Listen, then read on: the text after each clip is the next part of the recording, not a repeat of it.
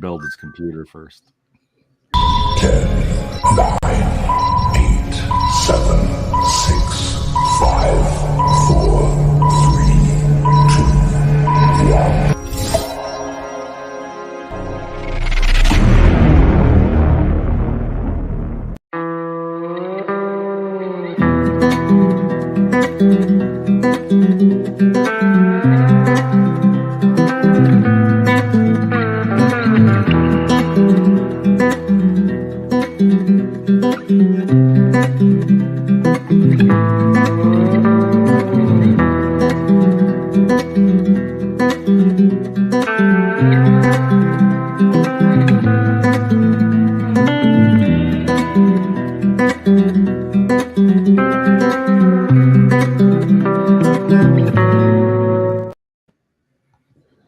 Hey everybody, long days and pleasant nights. Welcome back to another episode of A Walk Along the Beams. This is, I think, episode like 5. We're on book 5, Wolves of the Calla, the 5th book in the series. This is going to be the part 1 on the first book. Just to let everybody know before we get started, we are having some technical difficulties. Namman can hear us, but for some reason we can't, or we can hear Namman, but Namman can't hear us, so he's still working on that. And we're missing a couple quartet members, but that's really due to me and my bad scheduling. It's Mother's Day. I didn't, everybody's out there selling the holidays, so the rest of the group will be here eventually. So we're gonna get started. Figure out how to listen to you guys.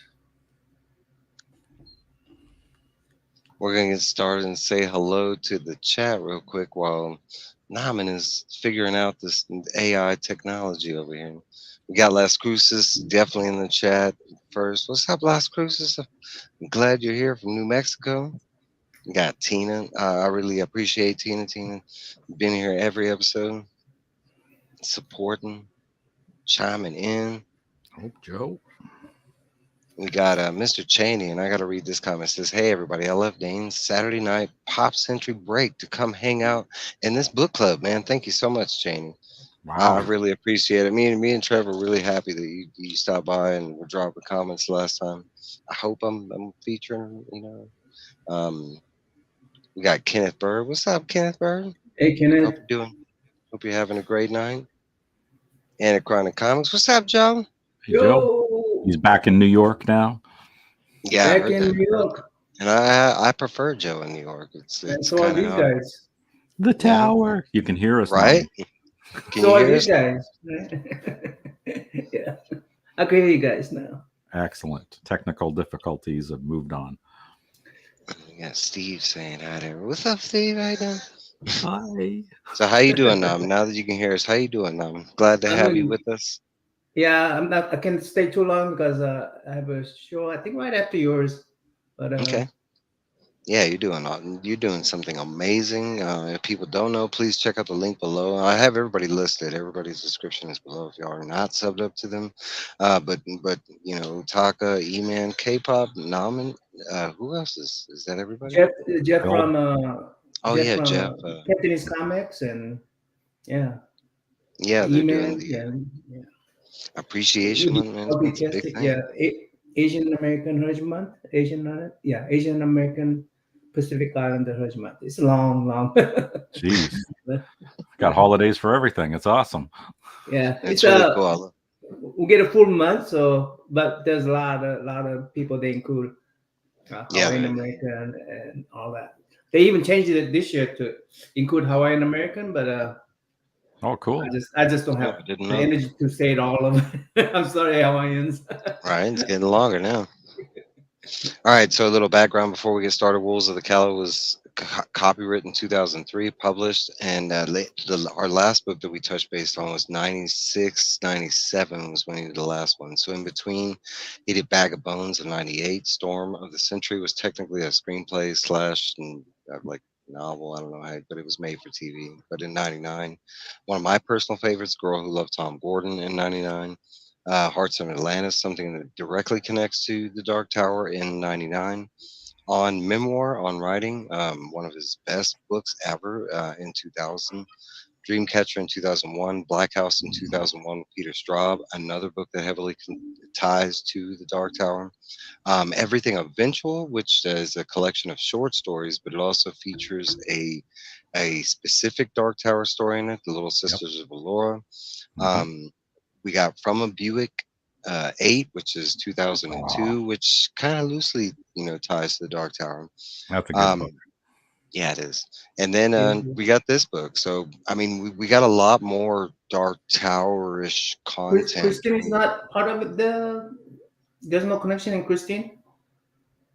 Christine, besides the Tahine like reference or whatever. Well, not Tahine. What are they called? the Talheen. Yeah, Talheen. Yeah, but that's it as far as I know, because it's one of his earlier ones, and his earlier ones have like very loose references. Yeah, he talks about the low men in a lot of the books. Hearts of Atlantis. I mean, it's a big part of it and stuff. That's a huge. Yeah. Phil's Treehouse. What's up, Phil's Treehouse? Hey, Phil. Thanks for stopping by. All right, so let's get started. This book starts out with I think it starts out with I forget what it is called. It starts out with a final argument, which I kind of told my new guys not to read because it is heavy spoiler. I mean, he wrote this after he finished the book. So I'm not going to touch base on that right now, but it kind of says the same thing that he's been saying since the third book. I think he hasn't really switched it up. So we start out with prologue and Rune. We are introduced to the town of Colibrin Surges. We follow farmer Tian and his root sister Tia as they farm at Son of a Bitch. We quickly meet Andy, messenger robot, and many other functions, and learn the peril that the Calla has faced for generations, the wolves. Learning that the wolves come and take children, specifically the twins, the town tries to come up with a plan, but to no avail. But alas, with Gran-Pere tells at the coming of gunslingers in hope that they might help the town out. And that's pretty much the prologue. It is a massive chunk of the book, and for some it could be offsetting, but I love how he starts us in this whole other setting, away from the quartet, away from everything, and we get to know this little town. So my first question, and I only have two of you to ask. I have a little list of everybody's name, but it's only two of y'all. So, all right. So now, so we're gonna start with the most basic, and one of my favorite terms during the Dark Tower series. It's not brought up a whole lot, but Rune. Yeah, I love Rune. I love this term. I love the description of what it is. Ideas on what he was thinking when he came up with Rune, and are there physically your ideas on what Rune is. Now, of course, we kind of know a little more than we're supposed to because we've read the whole series. So try and keep it in those contexts, which would be a little hard. But okay, here's a little more. Are there people aware that they're Rune? Does Tia know that she's like that? Does she remember a time before she was Rune, before she was taken? What do you think makes them Rune? Because that is something we right? Yeah, Rune. We kind of know, because we know some, some stuff in the future, but we don't know the actual technique and everything. We don't know the actual mechanism or science. So let's talk about that. And I'm gonna go with you. What's your thoughts on Rune? What do you think it is? You did tell everybody that I haven't read the book completely. I mean, not this time around, right? Recently. Yeah, so because I'm so behind. Anyway, the Rune, yeah, I think the word came about because he's making fun of people's dialect. Ruined, ruined.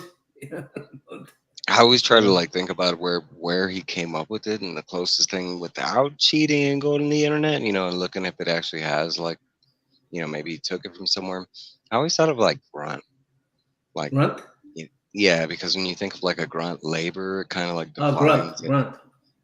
Grunt. And it kind of defines what we know that they use them for. They kind of use them for just grunt labor, like picking up massive rocks because they have extreme strength, but that's the only thing I've ever thought of as far as where he physically came up with the word Rune. I mean, for all I know, it could have some meaning in the 40s, or it could be an older word that he just. Or it could be just something simple, like he was in the South and he heard somebody just saying it like a slang, like they say words very That boy quickly. be rude. Exactly. Yeah, I mean, just like that. That's what I'm thinking, like backwards country could be. boys, right? Saying, Yeah. I like. up here it's like Newfies, same Loon, thing. What's up, Christina? Thanks for stopping by. Hello, Christina. Hey, Christina. Yeah. What are your thoughts on the actual people? Do you think they know their root? Do you think they remember like their previous life before they were taking the wolves and stuff? This is a pretty good.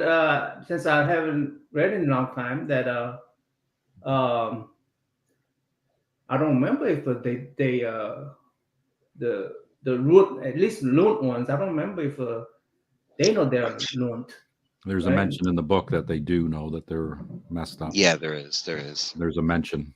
Yeah, if you hadn't read it in a while, I would have been the same as you, Namman. I would have forgotten it. But yeah, there's a passage where they got that sparkle in the eye, and they know that they're ruined, and they're upset about it, and they start crying and they're sad. Oh yeah, that's I remember now. Now you tell me that I remember now. And they come back on the train. Part. Is that part of the first part still? That part? Yeah. Yes. Yes, it is. Yeah. Okay. Yeah. And Cheney said, and this, I don't know why I didn't think of this. Listening to the audiobooks, not seeing the words spelled out, I thought it was ruined, like broken or yeah. I could see that, like ruined. Yeah. I can go with that. And it does. There is kind of a brief like mention that they kind of vaguely know that they're not the same as everybody else, but like it's kind of a vague mention. But we do know that they come back on the train.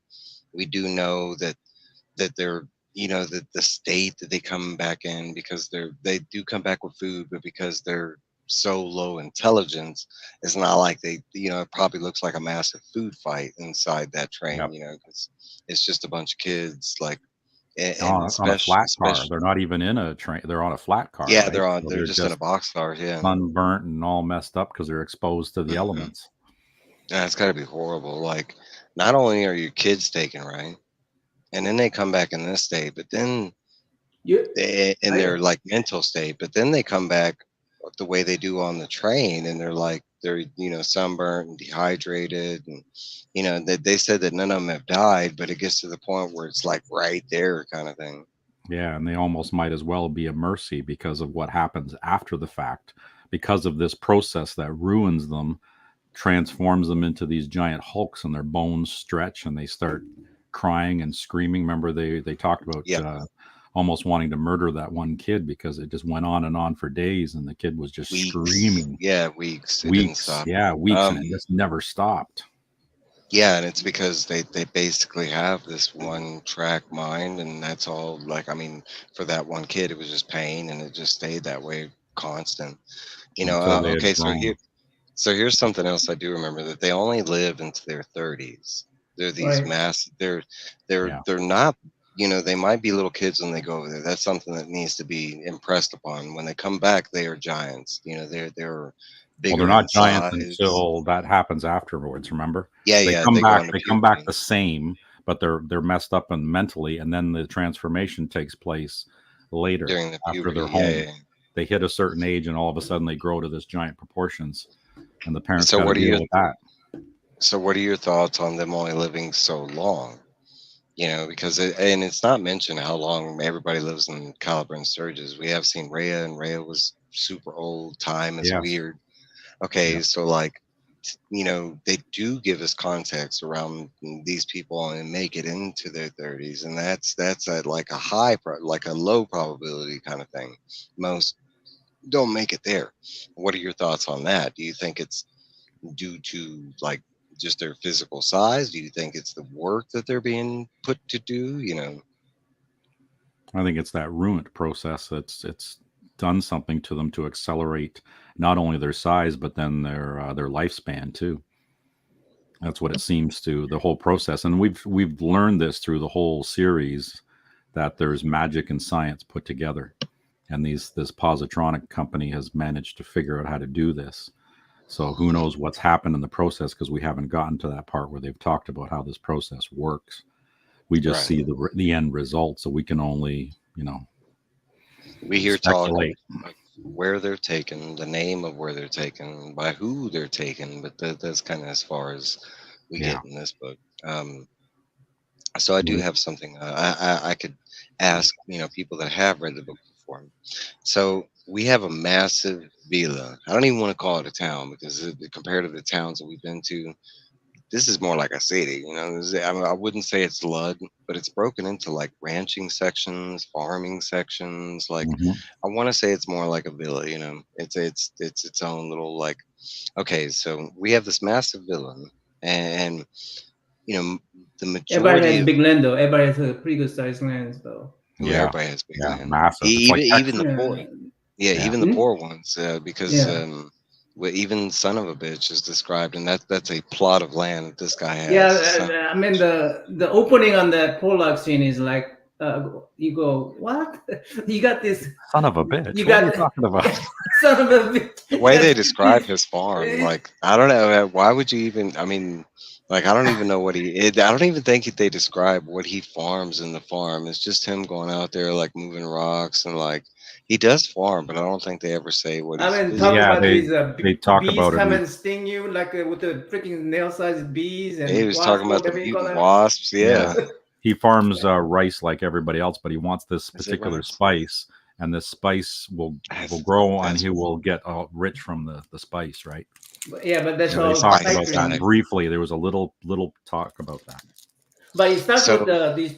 One is ruined, and one is it's a basically twin. They and mhm, one is that like they a take one is the playing the cow, and then another they're like what do you call it? The plowing the ox. plow. One, Yeah, one, so one is the ox and one is the actual plow. Yeah, yeah. yeah, so you got this brother and sister plowing the. Is it brother and sister, They're right? doing it with no. Yeah, it's a brother and sister. Yeah, Yeah, they're so twins. So Hmm. he's the twins. non-ruined one, and she's the ruined one. And that's Yeah, what happens with the wolves. They come and they specifically go after twins, and they take one of the Only one twins, of and them, yeah. And how do yeah, they select the one? yeah, yeah. and That's people okay. So think. that's what are your thoughts on that? Why only the one twin? Why not both twins? How do Yeah, they why not know? both of them? Couldn't they double down with both? How do And they they Why know? only is it one? and they only they never take singlets, so they're No, blending No. they in never there. take singles because Yeah, Hmm. they do express that one family has 5 kids, but because they never had twins, they don't have to worry about the wolves and shit. But whoever has twins, and for some reason in the Calla, it's a high probability that everybody there has twins for some reason. Like the What's in ones the that don't water? have twins, yeah, yeah. Okay, and that's a good statement because the very first line of this book is Eddie talking about the reflection on the face of water, and he's like, man, that came from Mages. I never been to Mages. Wait a minute, I kind of have with Roland and the grapefruit. So we do start out with that, time is reflection on the face of water, and then we're Mhm. talking about this place. That yeah, okay, yeah. So my question going into this, so we talking about this villa, these farmers, right? Because that's pretty much what they are, and that's why they Yeah. don't have they do have some weapons. They talk about some bolas, which are, Hmm. it's a throwing rope with the rock. They talk about buckas, and most people probably don't know what a bucka is, but a bucka is just basically a tube, and it has like a blast part at the back of the tube, and they basically aim a spear at something, and hopefully it's kind of like a overpowered potato gun, kind of. Yeah, it's like a Um, ballista. no, uh is that like one of those the ancient days when they put a spear on it and it's a little hook here and just Yeah, throw it some like kind of this. something like that, I think. So it that's gives the what. added There's a name acceleration. for that too. Yeah, they Somebody have that. they can Google it. Yeah. Yeah. Yeah, because they have like 4 or 5 different type of weapons that they mention, and they do bring Roland not just like old guns and rifles. They do they have I forget what he calls them, buckle burners or something like that, but he has weird names for these guns. Um, Ones that what's are that, like Rich? Thanks for stopping by. pirate guns, things that are What's that, just Swift? 23, Yeah. right? primitive firearms. Hmm. So okay, But back how to long? this. So we got How much into the book that they talk about that though? Is that about That's the you, weapons. boards. yeah, weapons. Actually, in this chunk of the part we read, pretty much all the weapons that we know because we even got to the plates with the Sisters of Yeah, Horizon. yeah, So and I didn't mention that before because we're getting there, but we find a much cooler weapon, and I mean because it's one of my like yeah. favorite weapons during the series. I love the plates of Osiris. And it kind of goes back to the whole aforementioned blue plates, with The four some one of special my favorite. plate. Yeah, the 4 special. Okay, so back to my question. So we So got this villa. the blue plate training. is in our first chapter. I mean, on first part. It's in the first part, yes. Towards okay. the end of the first part, they're talking about The training part is the first part. Yeah. Okay. Yeah. Okay. So back to this. So we got this villain, we got these farmers, okay, and then we got Thunderclap and these wolves, right? And we hear this predicament has been going on for not just years, but we're talking about maybe millennia, right?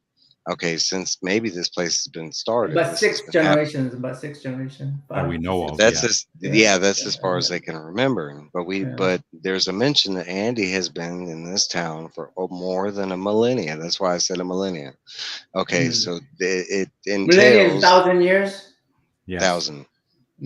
Okay, so it entails, and that's kind of a recurring number. I mean, right? That so far, I think we've heard the 1,000 thing from 3 different things. Yep. Okay, so my question is, why stay here? You're right next to Thunderclap. I mean, I get it that you can't farm, but can you, after so many generations, you're talking about farmers, right? And we're talking about it's a Western themed book. How many Westerns do you know of where we didn't see prairies crossing America, where we didn't see mass like, I mean, like,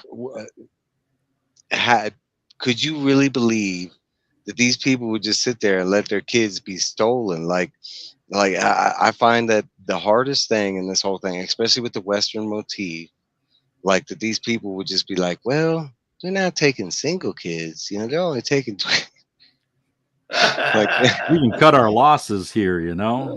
You know, it's funny because they do explain some of the times that the wolves came before, but they don't explain what everybody does. They just explain what they do with the kids, because they explain they try to hide them. It doesn't matter why they try to hide They them. always find them. Yeah, but they don't ever explain what the parents are doing during all this. Because Under different circumstances, different people behave differently. I mean, like for instance, why does like a certain part of the countries like Bangladesh, or you hear about these people who get they will die in masses because of natural disasters. Yeah. And they're not in a protected, like we could have a typhoon, they would just wipe out the whole freaking city near the water. And why don't they move? They stay there. Why you stay there, and why is so many people having kids over there? Yeah. Well, their reasoning is that, hey, if I have 10 kids, there's a chance that few will survive. Acceptable losses. Like 2 of them will make it. Yeah, okay. Acceptable losses because the reward outweighs the risk. So I mean, you should feel fortunate that we're in this land of plenty where we don't have that mindset.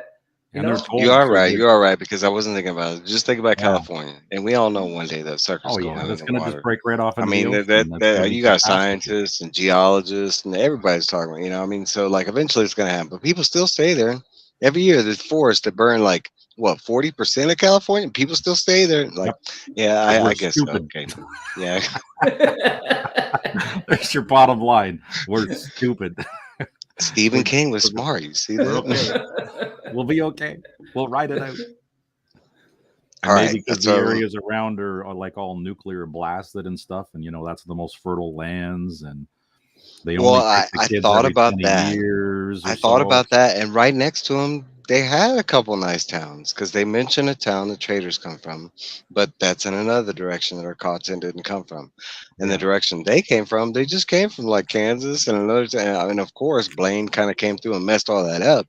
But that's right now, like you know. I mean, I don't know. Okay, but hold on. Hold on. Hang on. We're talking about there's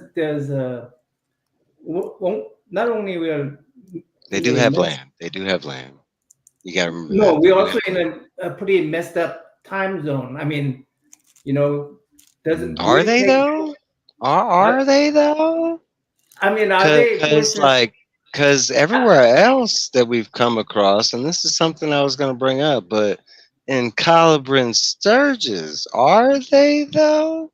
I mean, it kind of looks like everyday life's just still going on. There's not a lot of that, like, but like for instance, when Lauren tells his story, is it, you know, did 100 years pass or 10 years pass or Yeah, that's 12 true. pass, And 8 hours pass? okay, so that does happen in this book. That does happen with Pierre Callahan when he does start telling his story. Time does move at a different pace than, and Mhm. Eddie does pick that out. And you may And end up people in in a the place town. where time moves very differently. It's not, you're not just bound by the land itself, but you're bound by the time. So Yeah, and the people have been talking about it in this first part too, Mhm. about time being weird. It's not like they have a They clock do tower mention in it. town.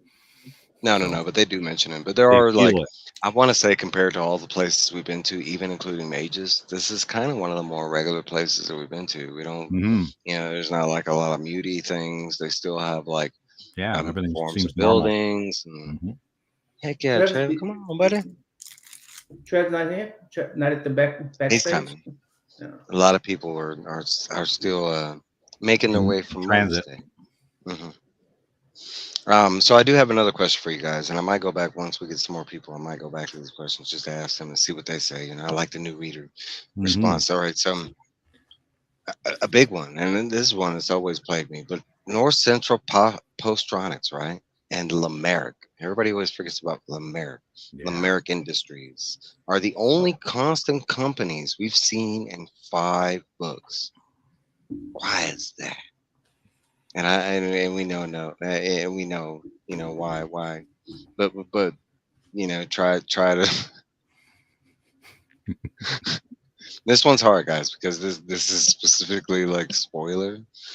Yeah, it is, To isn't it? go into it, it's kind of like asking like the Matrix, like who was the construct, kind of thing. Who's the If I architect? tell you, yeah, if I tell you that, then it kind of ruins the whole. What's up, Brian Tran? Thanks for stopping by.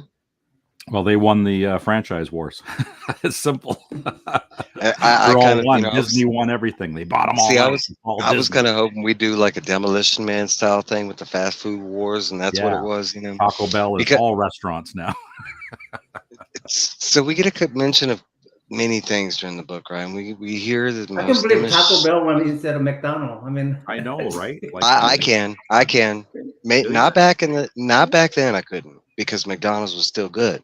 But we're talking about McDonald's today versus Yeah. Taco Bell today. Yeah, I can You believe know it. I what? can You're believe it. right. You're right.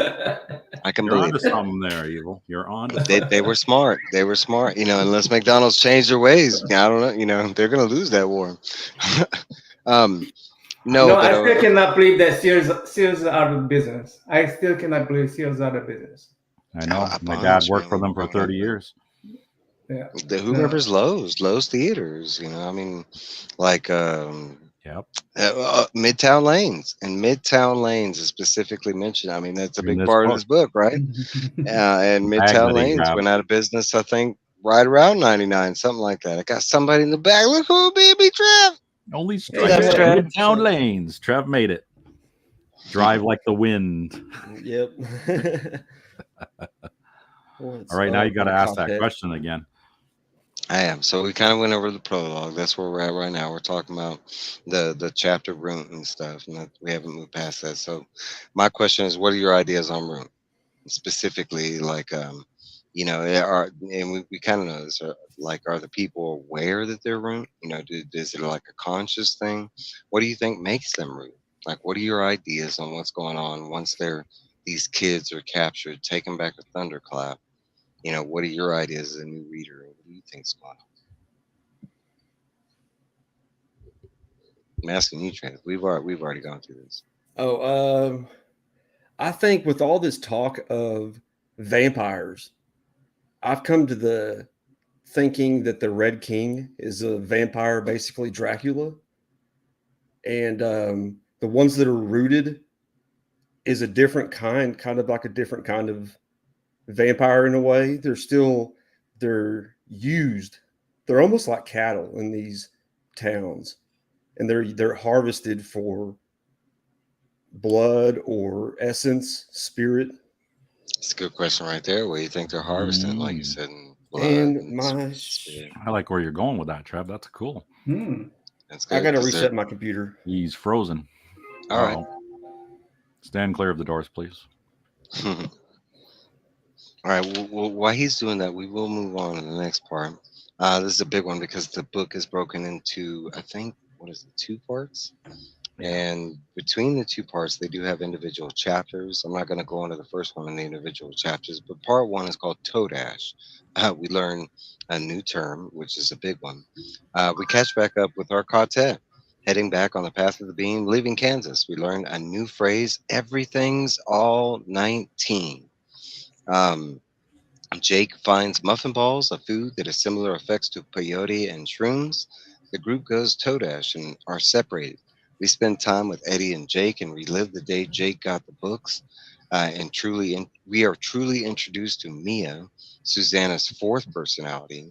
We follow Mia and Roland in silence. Roland as they enter the Great Banquet Hall, paying homage to Eld before Mia proceeds to feed her chap. After the group's toe dash adventure, we find the farmers and wait in a palaver with their quartet. We got Trev back. Let me see. Technology. God damn. Right. We find the farmers and wait and palaver with their Electronic, maybe? Electronic? and telling them there of their plight with the wolves. Eddie, after talking with Andy, learns Directive 19. We hear a little bit about the Battle of Jericho Hill. And the group goes toe dash once again to New York. First separate, but united shortly after. We see Susanna with legs, all getting to go and view the plot with the rose. And that's pretty much the toe dash section of the book.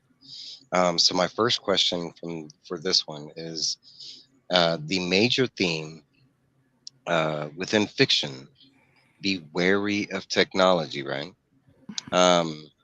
Why is the group so hesitant around Andy around his first meeting? And Trev, I'm definitely starting with you.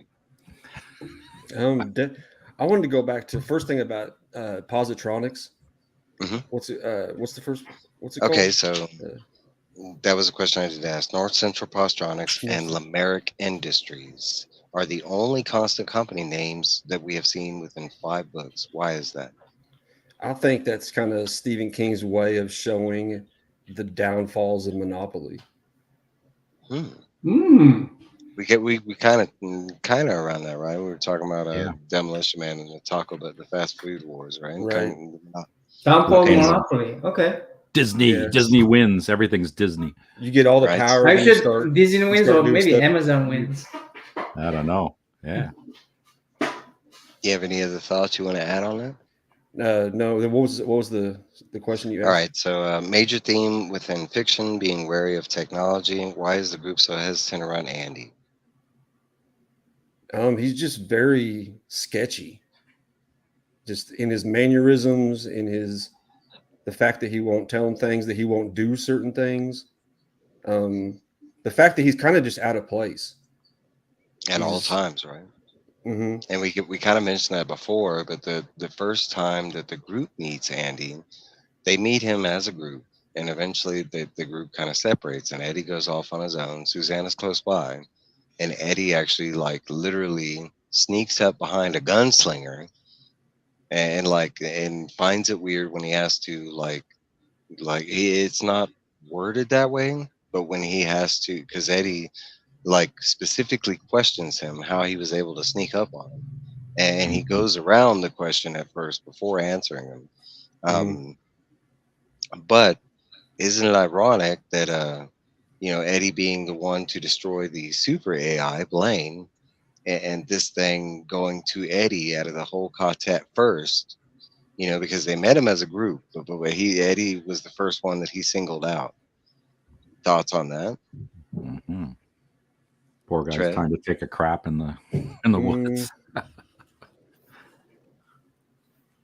No, not particularly. I mean, Eddie kind of has the touch in a way, so maybe that has something to do with it. Kind of like Eddie took out Blaine. Yeah, Eddie took out Blaine. Maybe he knows about it. Maybe the Crimson King has sent this guy or done something with the robot. He tries to question him, and then all of a sudden Directive 19 pops up, and he needs an access code, and he's got 10 seconds to put the access code in. Or See, that's what made me sketchy immediately when there was an access code and he wouldn't give up information. I'm like, okay, there's So another Blaine situation happening here. Skynet is a Skynet, guys. Yeah, freaking satellites. Blaine was destroyed, and Andy heard the message and went, "Oh shit, man, go after this Eddie guy, man. He killed Blaine." In the first part of this, and this is just a thought in the background that I'd like y'all to think about, but in the first part of this like book, our quartet kind of briefly remember when Susanna figured out the puzzle to get into Blaine's cradle, right? And that was the first time in this book when they start questioning the number 19. And that's before Eddie comes up with everything's 19, right? Mm-hmm. Like how ironic, coincidental, or is it that it's Directive 19 that Eddie pulls up from Andy when he asks him that certain question, right? Like, I can remember being a first reader. My first thought was, give him prime numbers. Like, why wouldn't he try like if it was Directive 19 and they just figured out that if the directive was from 19 and its prime numbers, why not give it a prime number back? Well, he needs Suzanne because he's not the math guy. Remember, she's the math. Yeah, she's the one who figured that out. So she needed to be there. Maybe she could have figured it out. Right, and that is right. Remember the 4 special numbers, right? Because part of Detta was watching that part with her dad when her dad was trying to tell her about the numbers, right? So she had to access Detta to figure out that puzzle. So that wasn't Eddie's strong suit. His was ridiculousness to kill Blaine. It's the seeing crazy and the being so crazy and saying, seeing past that level. I've always liked that about Eddie, and then I think that it stays coherent throughout this. Like, I don't think King's changed that at all because that's something you could ask through book to book. Have these characters, change so much, especially from a big gap standpoint? Do you feel like they're, from this book to that book, like maybe Stephen King forgot? And Eddie's no. I mean, to each book, the transition is like Stephen King literally stayed with these characters in his head, and they felt the same all the way through. There is progression and growth, within the writing, but as far as like picking up a book and wondering if the character that you like is going to be the same in the next novel, it's kind of current throughout the whole. The Eddie is the same Eddie we've met through the beginning, just he gets better, kind of thing. Now he's a gunslinger, right? All right, so let's get. Do y'all have any? This is kind of hard for y'all to go into that, but do y'all want to add anything about why? So maybe specifically Roland, and I know you touched base on that, Steve, earlier about why Roland would be so hesitant around Andy. Maybe elaborate on why Roland would be so hesitant around Andy. Yeah, outside of Blaine. Yeah, because Roland's been around for, we know, thousands of years himself. And every time he's come across technology, it's always been malfunctioning or some kind of trouble to him and his previous quartet. And it's always been a constant with him. So that he's just automatically leery of any technology. Namman? I was thinking about the same thing. Is that Roland's always a little wary of technology.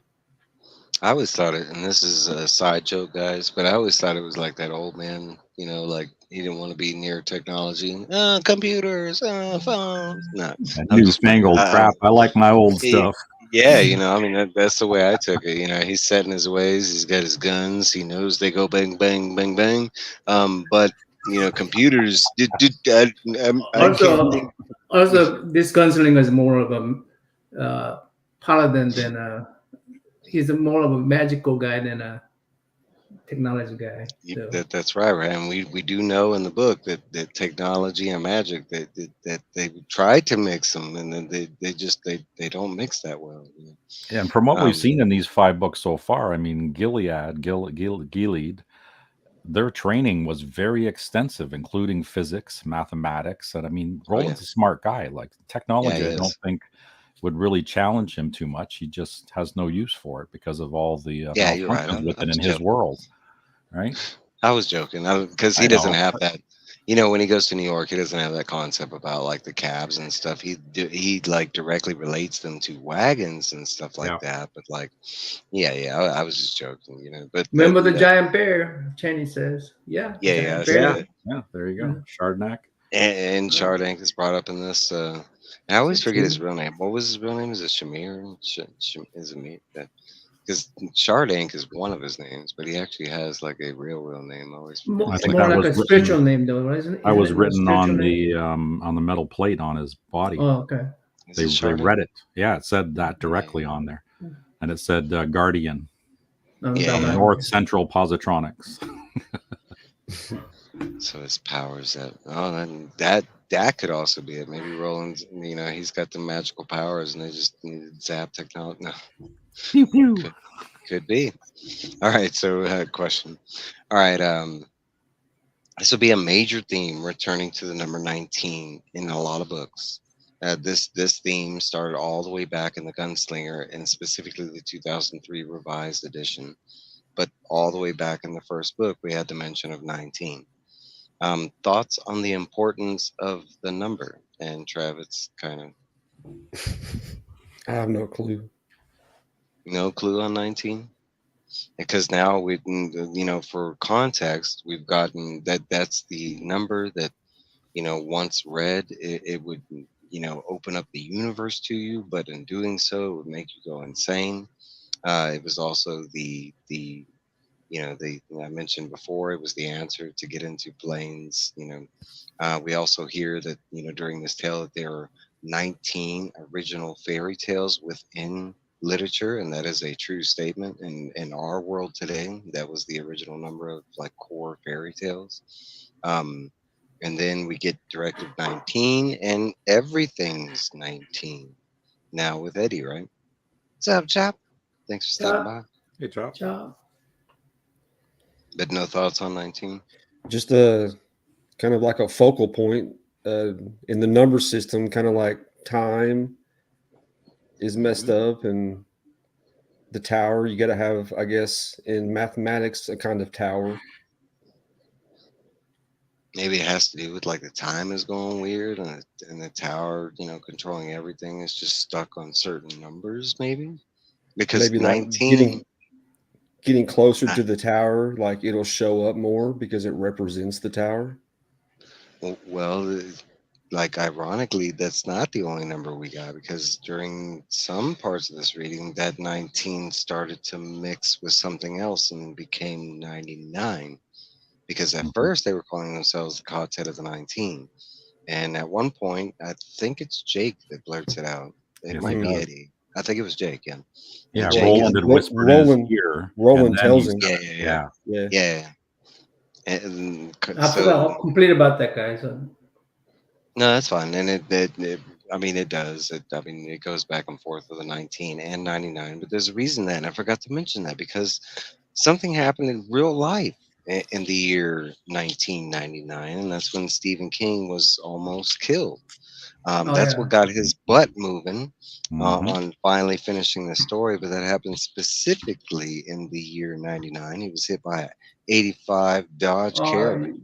You guys also not going to mention this book's the Frank.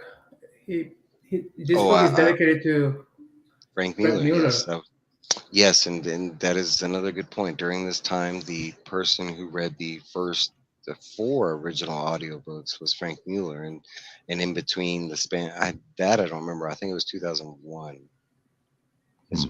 Anyway, it's the first time without Frank Mueller, and it's the first time dedicated to him. And how old was Stephen King when he wrote the book first time? The first 19, huh? 19. Well, that's I thought we already discussed that part, though. We did, but it goes back to the whole everything's 19. But now we have our people inside the book saying that, because now every time something comes up weird, that's Eddie's go-to is everything's 19, to the point where Jake's saying it now to his little buddy, So let's see. You know what? I want that food. I want that food that tastes like the muffin bar. I wish we had those. Yeah. You want the muffin balls? Yeah, I I want the want the muffin muffin. I want balls. to go Toadash. Yeah, those marsh mushrooms or whatever they are. You know, It tastes like bread. Yeah, they taste like idea bread. And they look like marshmallows.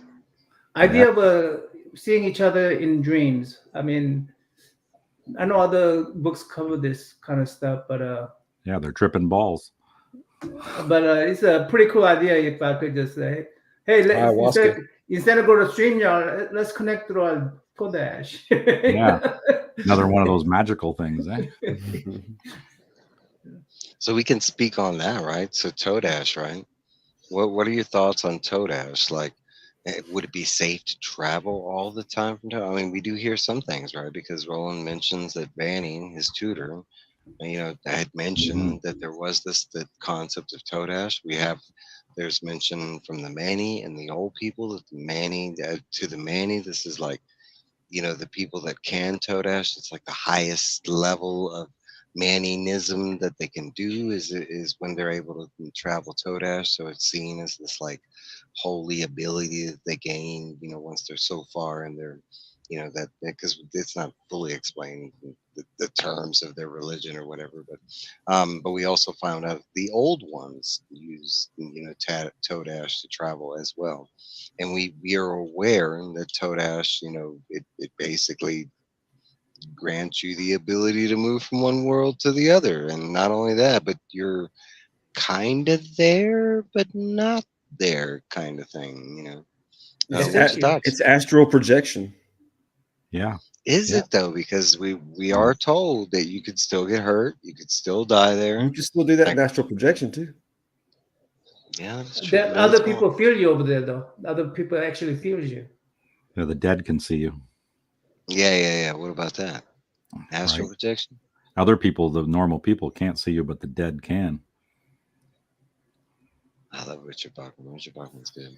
Yeah, there's a lot of supernatural in this book. I loved it with the ghosts when they're toe dashing and the vampires and the wolves, even though they're probably not wolves. And when I first read that too, I was thinking of Indians when they have the peyote and they dream walk too. So they're putting themselves in that state of mind, like you said, with the Manny. So yeah, it's the same thing. They're dream walking, which is astral projection or toe dash, different words for the exact same thing. Right. And they use a drug to induce that state in people that aren't trained. So, like guys like Jake, I mean, he's got the touch, but he hasn't been fully trained on how to use it. So this is like a cheat. So anybody could do it. Exactly. So it's like Joe Rogan and ayahuasca. So we do, within the reading, we do hear that Toadash has an ability within itself to give the writer like fair warning when they're about to travel and fair warning when they're about to leave. And this comes in the form of chimes. Thoughts on the chimes? Like, why would that even be a thing? If you were magically transported, why would there be like magical chimes along with the like somebody? Yeah, I mean, think about the concept of that, right? You already have the ability to travel. You're being transported somewhere else magically, right? Astral projection. Okay, so like they added like a doorbell with it.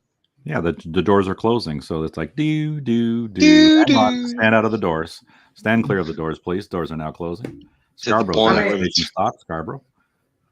I mean, you gotta bookend it, right? You gotta be able to distinguish train from this, because without it, I mean, how you gonna tell how you tell that I'm in a dream or I'm in a Toadash, I'm in a real life, Well, I mean, there's beings in here that are, I mean, all powerful. Somebody might be controlling it, and the bells might be the white warning them to get out of there. Because they are taken at specific times. It's not like they click their heels right and then the chimes come and then they get to go. It's not like they're like, hey, we're ready to go home.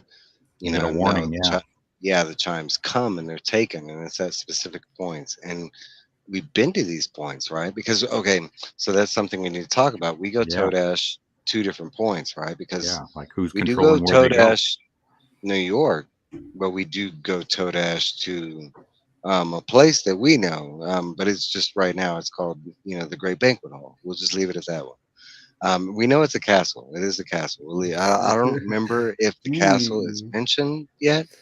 I don't think so. But right now we're just calling it the Great Banquet Hall because that's the only name I could find. But it does have a bigger name. Okay, so they did go Toadash two different ways, and not just Mia. Roland went with her. So who's control? Who's sending them where? Why these points? We saw with Jake and Eddie, they went back to the day where Jake got the books. Jake met Calvin Tower. We actually got to see further on that situation where we got to see Balazar again. Eddie freaked the fuck out. Seeing a younger Balazar, a more fit Balazar, a scarier Balazar. Okay, and then they got to see the plot.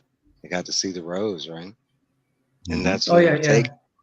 Hey, in the chat they're talking about Richard Bachman. What is it?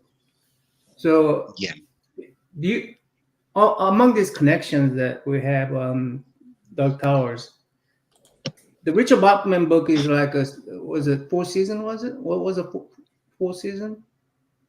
What's called 4 season? Was it? Where it has a four books in one book. Stand by Me. Yeah, Richard Bachman is an alias that Stephen King used. It's a pseudonym. So I'm trying to figure out any of those books have a connection to the Dark Tower series. Some do, some don't. The Long Walk does, but like very loosely, because they have little elements. The Walking Verse is like one of the worlds that are out there. Let's just say. But the big one that connects is the Regulators and Desperation. He wrote them together like a Stephen King and Richard Bachman, but both kind of directly. One really ties to the Dark Tower. The other one it does in like more thoughtful ways. Like you could see how it connects, but it's not like a hardcore connection. So Richard Bachman wrote Stand By Me and Shawshank Redemption, right? No, that's King. That both of them Kings? Bachman is it is The Long Walk, Road Work, Rage, The Running Man, Thinner, The Regulators, and one that he has like he doesn't consider one of his books anymore, and I think it's called Blaze. That's the one about the school shooting, and that's why it's like he's kind of discontinued that book. I think it's called Blaze. It's either called Rage or Blaze or something like that. He has one book that he kind of told people not to read anymore. But what Richard Bachman is, it's his more like hardcore books. His more like evil books. His more like not so great ending. Like the good guy doesn't always win kind of thing. How would you feel if you wrote something and you had to distance yourself from it because of what's happening in the real world? It probably creeped him out too. You know what I mean? It did, and he wrote it kind of years before that became a thing, and that's why, it was so close to actual. Yeah, and Chaney, you're right. And the different levels of the tower and regulation, but because that's what it was. It was like the tower. Regulators of Desperation are about they feature the same characters, but in both books it's different plots and stuff. You have the same characters, the same people, but that's what Regulators and Desperation is. They're really good books. I like both of them. One of them is a little better than the other one. It depends on you. Most people flock to Desperation. All right, so back to the question. Get sidetracked over here, Richard Bachman. But yes, Richard Bachman was a pen name that he used loosely for a little bit, and he eventually someone penned him, and someone eventually found out, and he killed it. The second, he's actually wrote books. Richard Bachman's dead, according to the secret's out. That's what the dark half is about. That's what Secret Window is about. That's what he's written 3 stories all about his Richard. Dada, remember the personality split. Susanna became it. Stephen King is it now. All right, question. So with meeting Mia, which in high speech we Oh learn boy, is we'll talk about it. his mother. This is the fourth personality that we've seen that Susanna has. What is your thoughts on the story progression, additions or minuses to the Tet with having this entity now, and what they've shown us when she went toe What's dash? happening? What's up, Utak? What are your thoughts on the strengths and positives of this personality that we're getting? I mean, because at this point we're getting Crazy Jane right from Doom Patrol and stuff. I mean, are we gonna get like 67 personalities in one chick kind of thing? What are your thoughts on like why Stephen King? Why is this a thing? Like, what were what might be your thought progression on why he goes through so many personalities for Susanna, and what are her strengths and weaknesses? And Namman, let's go to you. What's up, Brushmore? Thanks for stopping by. Why he go to Susanna for multiple personality? Mm-hmm. I mean, shit, you think about it. He could have done that with everybody. He could have done that with a quartet. We already got like Roland where he's like got multiple voices in his head. At one point, we get like Jake that's doing it. Eddie does it with I mean, so why not just give him a whole other personality like he did me? And why Susanna? Why is she? Is this a burden? Is this a benefit? Talk about it. Never thought about why. Well, for the most part, other people's voices are like voices of reason or stuff like that. Mm-hmm. With her, I think it's more the evil Ka trying to mess with him. The other pool in the quartet, you think it's the negative side, like the red? Mm-hmm. I think there always has to be. It seems like there's always a little bit of internal struggle, and I think there kind of has to be because they're getting so close to the tower. Well, I mentioned during the last week, a lot of people forget that, but we have crossed enemy territory, and they expressed that a lot with the sigils and the, especially with the Green Palace and stuff like that. So it's something to remember going forward, even though this is such a nice and calming town. I mean, all the signs are everywhere of the Crimson King. They are. Now Callahan that points it out, and he said the further you go into Thunderclap, the more signs you'll see. Now, do we mention that in previous book? Do we mention that Susanna is pregnant? Yes. Mm-hmm. And that is the thing, because when she goes toe dash, that's what she's doing. She's feeding the chat. She's not just one person anymore, right? I mean, she is a. And what does demon do? They possess. So, and demon has to put an agent in there that protects the child. So, his child. So that is something that has not been declared yet, because they talk about it a lot. We don't know when this pregnancy is happening because time is weird. Roland mentions that. But the way she's feeding, and Steve said his internet coming. He's trying to get back. It kind of gave me hints of like Dune, his mom, she's pregnant and she was like conversing with the child, like the child was talking to her in her stomach. So maybe like whenever she went toe dash, Mia is actually her baby. So that's another good question that comes up, because that is not mentioned at this part in the story. But what do you think Susanna's going through? At this point, she is starting to show, but that to her, she's not pregnant. Like, that has not come up on Susanna, Detta, or the other personalities. As far as we know, it's just Mia that's showing the signs, and she basically does it when she sleepwalks. Like when Susanna goes to sleep, Mia wakes up and takes over, and that's and look, Tina brings up a perfect question. I think we got Philtastic. That's another way.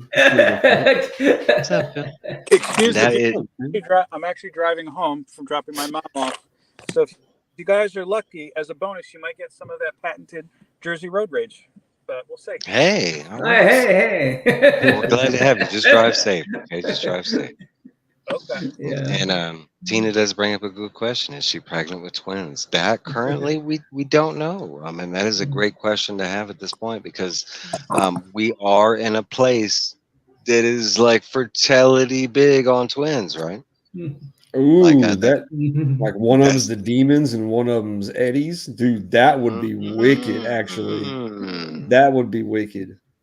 I like that, Tina. I like Wow. that. That's some good thinking. Yeah, but that is a huge theme that's in this town, right? That's what the wolves are Who taking. will be the runt? Who will be the runt?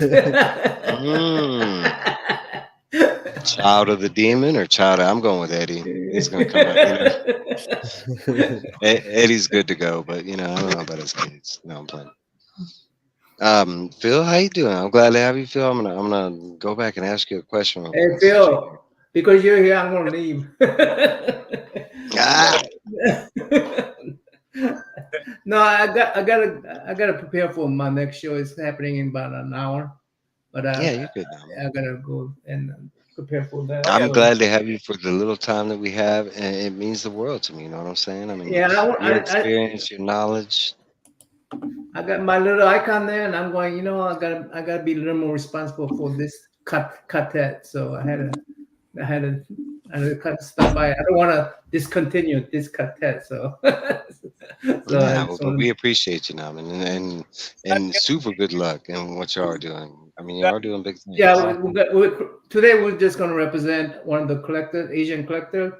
What's his name? E-Man, right? E-Man, right? But Yeah. we're gonna have down the road. We're gonna have all these big name artists coming on and doing some shows. So look for us. Yeah. Anyway, guys, I appreciate you guys. Take care, Namman. Go Thanks, Todash. Long days. Todash. We'll see you guys in Todash. We'll see you guys in Todash. Get that muffin going. Oh, shit. I gotta get my mushrooms. Hang on. All right, now, sorry, Phil. What were you saying before? And No, I cut you. I was just saying to Namman, he's got to get Mike Del Mundo. I think he's, if I'm not mistaken. You could probably get him too. A taco beyond that. Yeah. All right, so let me ask you some back questions real quick. I'll ask you a good one.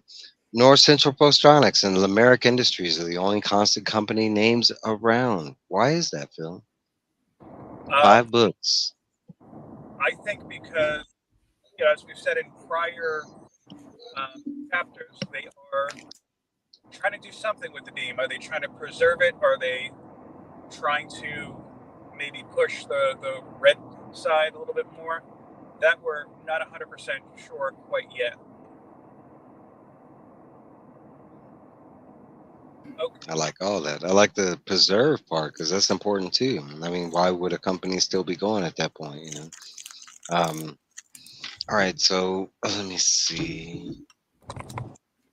Okay, so we were talking about with meeting Mia, which translates into mother, the 4th personality. What is your thoughts on her story progression? Is it an addition or minus to the Tet? With this new personality within Susanna, how do you see this going? Well, I think it's certainly an addition to the story. As far as the Tet, I don't know. I think that could be a destructive force. I don't know how far you are in the discussion yet, but with the things to come, the revelation that they made towards the end of this reading was like, okay, this might be a problem, because as important, if Mia is a bad part of the Tet and has to be dealt with, that's a bigger problem because they need what's her face, Susanna. Mm-hmm. It's a very valid point right there. And I mean, you're talking about, we're just getting to a point where they are a group and they're starting to work as a group, and now we have this like discord from somewhere deep within. So I mean, yeah, Susanna's not even aware of Mia. I mean, for the longest time, neither was Eddie, like her, the husband of this girl. I mean, to the point where like Roland didn't even think he knew that she was pregnant, kind of thing, and was hesitant even when he had to talk about it. Like, right? You have to know. Yeah, I will. Oh, go ahead. But I was gonna say, are you talking about that point too, where Eddie was like, "Yeah, but I have also seen, some other things going on." What do you think's going on there? I mean, that I think has to do with what she may be potentially carrying. It sounds like it might be doing more damage to her in other ways. I could see that the husband being worried about her, if she's carrying something bad inside her, he's worried about his wife, the woman he loves, kind of thing. Yeah. I can see that 100%. I mean, that's how I'd be. I mean, that's how we all should be. Worried about our wife. All right. So, with the major theme being a western and knowing the one problem of the wolves, why do they stay in the Calla? And me and Steve and Norman kind of talked about this, but why? We know that there's other towns close to them, and some for the better parts. And yes, Blaine kind of messed up some of those towns, but we're talking about generations. It's mentioned a millennia that this has been going down. The wolves have been coming about, you know, what is it, every 26 years it's mentioned, something like that they can remember. But, time is funny. What are your thoughts on that? Why do these people stay in this town, even though they can't fight, and their kids are just taken? Now we did kind of come up with some good answers, but I'd like to hear the new readers. What are your thoughts on why this one town stays so close to this dangerous place? Yeah, my thought, especially, I hadn't thought too much about why the townsfolk are staying. Come on, this jerk's cutting me off. See, here's a little bit of that road rage for you. That was pretty good. That That was. That was the calmest road rage I've ever heard. Yeah, well, I guess it's late Saturday. That's the most we're getting. It's Mother's Day. Yeah, maybe the guy wanted to cut in front of me and slow down to get to his mom. But yeah, I hadn't given too much thought as far as why the townsfolk are there. Throughout the whole reading, I felt like the people in the town were like a little off, and I haven't read any other Stephen King books, but I know that, and I'm not saying it now because I don't know if you got there yet. I know that this connects to some other big Stephen King series, or stories, I should say, and I tend to think that maybe there's a little bit of remnant from that in there. Maybe they're kind of, lack of a better word, cursed. Well, I can tell you that is a kind of running theme through a lot of his books that he does, especially with Derry, Maine. A lot of his towns tend to have their own voice, their own personality, and then most of the towns that he chooses to focus on have some kind of dilemma, problem, something. There's a reason. Yeah, so you're at 100% right there. And I want to say this is around the time that he's like redefining him as a writer, because I want to say, what was it, between books 2 to 3, that's when he heavily changed. So that's when he started doing that. This is more like him, really, getting in the craft. What's up, Caroline? Thanks for stopping by. Trev, what do you got on this question? Lady I think they're just kind of stuck.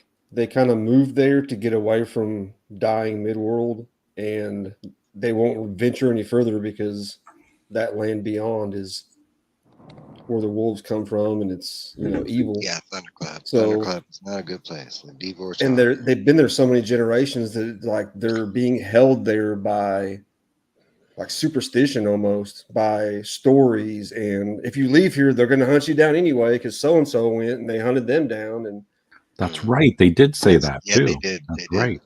Did. People tried to flee and it didn't work. Mm-hmm. So it's like, what are you going to do? Namman did bring up some good points, some points that I kind of like. I mean, we do have places in the world that are dangerous to live in. He had brought up like Bangladesh. I mean, I can think of like 2 countries that have been fighting forever, and people still live there, today. So, I mean, although I'd mentioned that it has a Western theme. What kind of Western movie you watch, and they don't have like prairie trains and people moving across the country and stuff, So reading this was kind of my first thought was, why don't they move, But there are a lot of ties there. I mean, they all have land. specifically everybody we meet, even Tia and Tia, that they have the worst of the land. They still have land. Like, everybody's in a Everybody's Son of a bitch. prosperous. Son yeah, of a son bitch. of a bitch. Yeah, I love the That name of that. I That love fucking the got name. me because working with my dad on acreages and crops and stuff, doing surveys. It A paints lot the of people perfect call picture.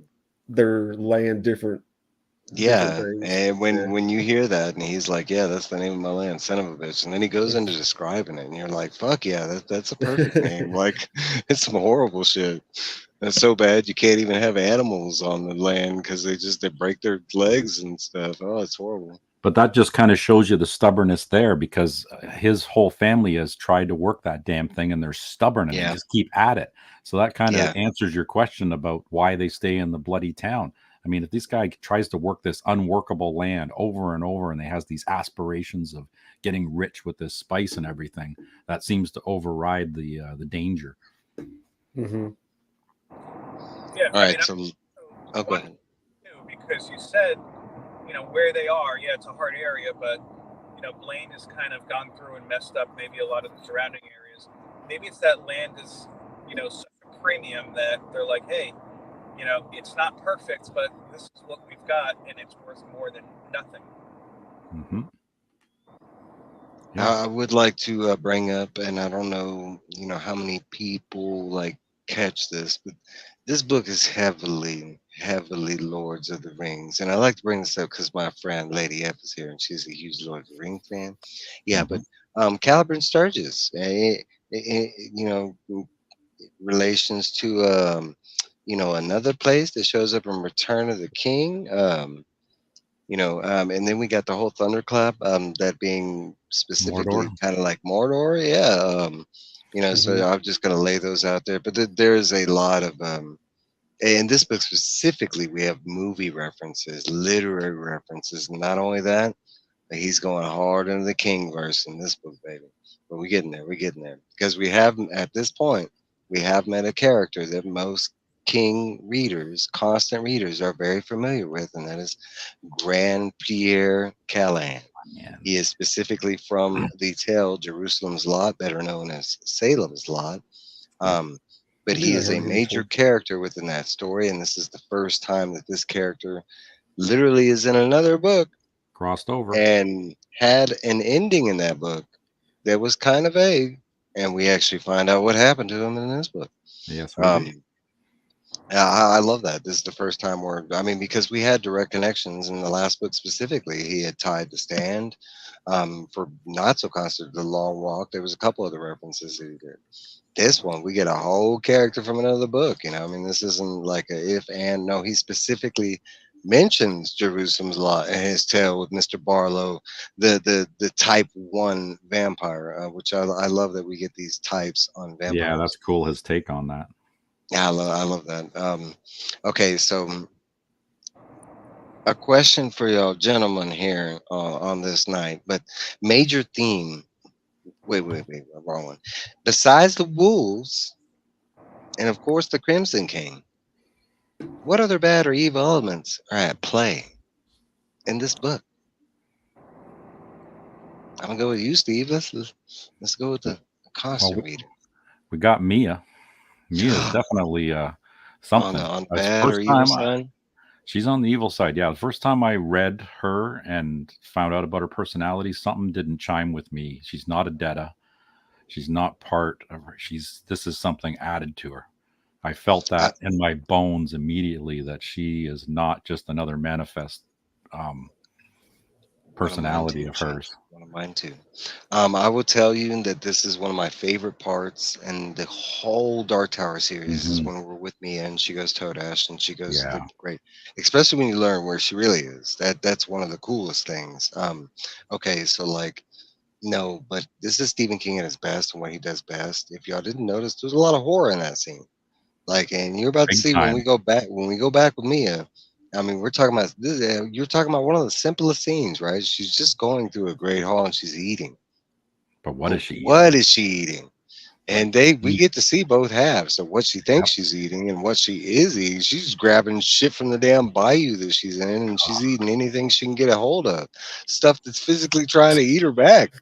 You know. Um, yeah, I no, know. That this, was making me sick when they were describing that. this is specifically like Stephen King, and when people mention like King of Horror, this is what they're talking about right here, because it's not even really like something scary that's after. It's not like some dude with a gun. It's not some girl trying to get raped. No, it's just some weird, like, feeding habit that Messed this up. thing has, kind of thing, letting Like, you what the know hell that is it? She ain't Mia's not. human. She's not All what right, so we think she is. Steve brought up an easy one. What's up, A Surfer? Glad to have you by.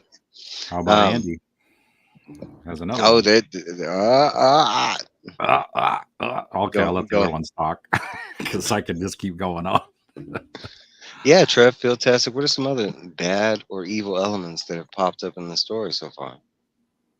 Well, I mean, Black 13. Oh, yeah. Ooh. There's a good one.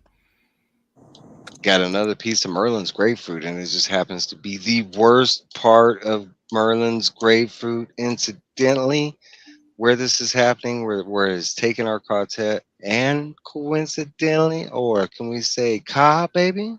It's under a church. A Mhm. church of all places, right? What else y'all got? Phil Tastic, you got any other bad or evil elements that are in this? I mean, yeah, to be honest with you, my impression throughout the story is this whole world around them, something is always trying to stop them, even if it's just kind of lurking in the background and lurking in the shadows. And it's just the kind of thing that we don't know because Roland hasn't said anything about it. But it's like you get the feeling like, okay, oh, and we have to worry about this coming up and this coming up and that coming up. Yeah, like this whole kind of stuff with the vampire element. I mean, it sounds like it's not something that Roland is particularly surprised about, that he's kind of always knew about, but as the readers, we're unaware of it until, hey, it's mentioned as part of the story. Mhm. Yeah, That's we good. get the hint. We get the hint that he's knowledgeable of vampires, but maybe not like well experienced with them kind of things. Like he might not have run into a lot of them because most of the knowledge of vampires we get from the story is specifically from Calla. Yeah. And Any I'll be honest on that note too. I'm starting to think maybe Mia is some sort of a lesser vampire, just on just what she's feeding on and whatnot. Thinking of the little I do know. I'm not a vampire expert either, but well, we are oh, told that there's different types of vampires, and we are told that they're not so movie-ish.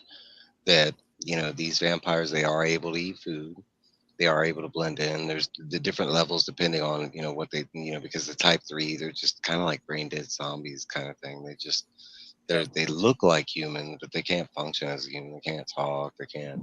But then, okay, so a type 2, they're kind of like what we would deem like movie-ish vampires, because they still resemble real people, even the way they and it's not specifically mentioned how they, because it's never mentioned that the vampire physically bites, but there is puncture wounds, but it never mentions that the vampire is near their neck. Even when later on in the story, when Gran-Pere tells the story about Lupe and he actually gets confirmed, that's kind of when his brain finally gets in that there's vampires out there.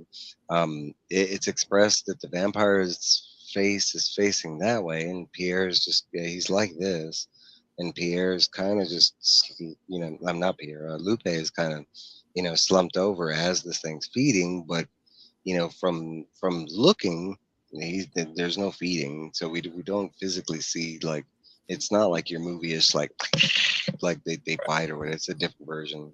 I want to say it's more like something that comes from another one of his stories, The Library Policeman. And in that story, the bad guy in that story was a vampire, and the way she did it, she kind of had like a moth apparatus that we couldn't see. We could see her, but the second that thing came out of her, it was like she had this like glamour around that part of her, but that's what it was. It was just this thing that it was like an elephant trunk kind of looking thing that just it had a sucker on the end. It's like the strain. Was it where the tongue come out? Camilo del Toro, like a snake. I was also going to say Time. Time is like a villain in this because there's a big one.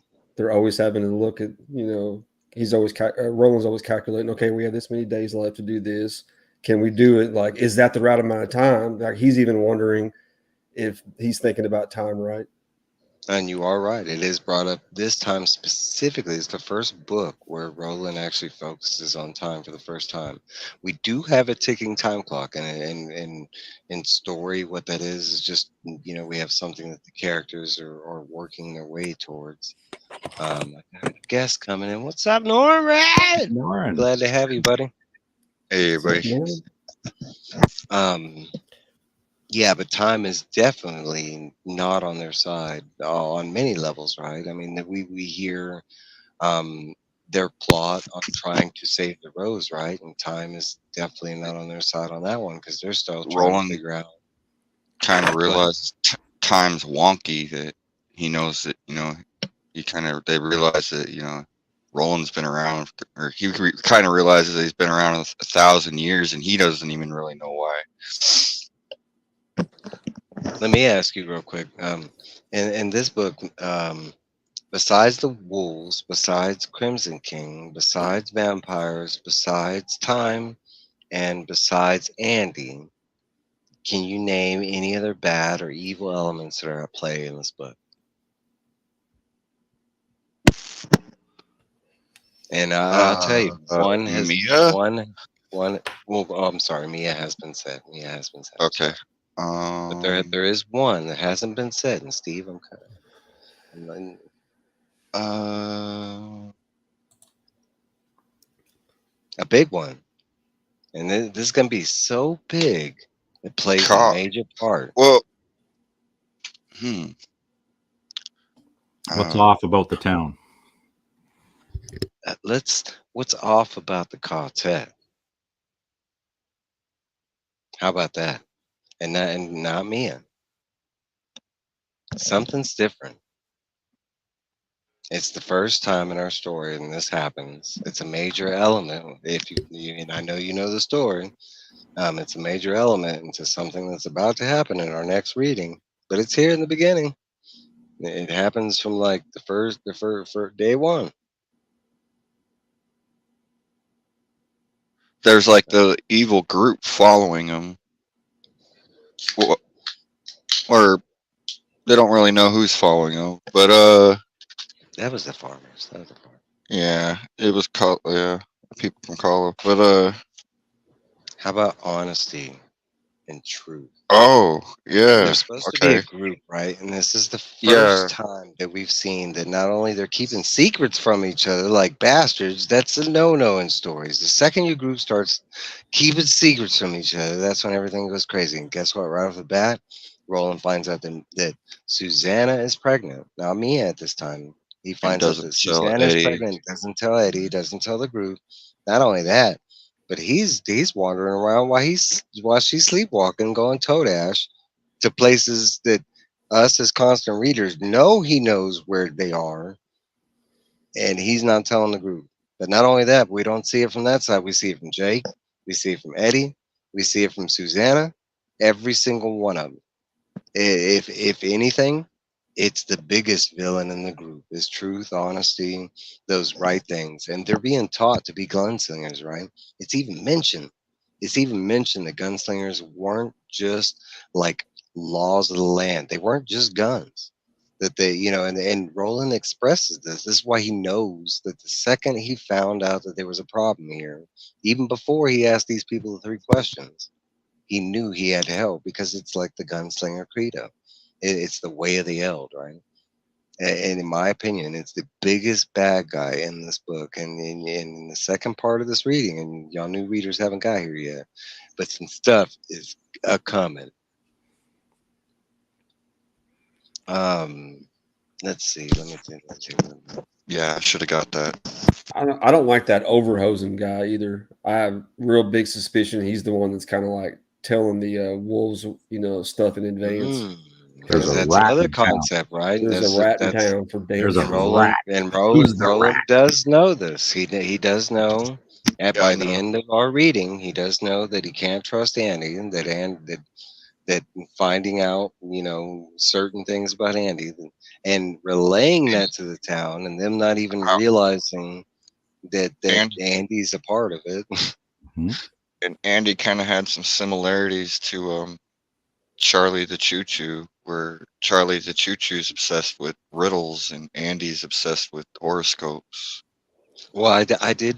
You missed that part of it, and I did bring up that. But here's a thought for you: why, out of all the quartet, did Andy go to Eddie first? Yeah. And this after Eddie just killed the super AI. Thoughts? Oh, I don't know. Yeah, He specifically sorted him out. Andy is met with the group first. He meets every single one of the gunslingers, and then they separate. Susanna is with Eddie, near Eddie, but Eddie is by himself. And Andy creeps up on Eddie to the point where Eddie does not even know that Andy is there.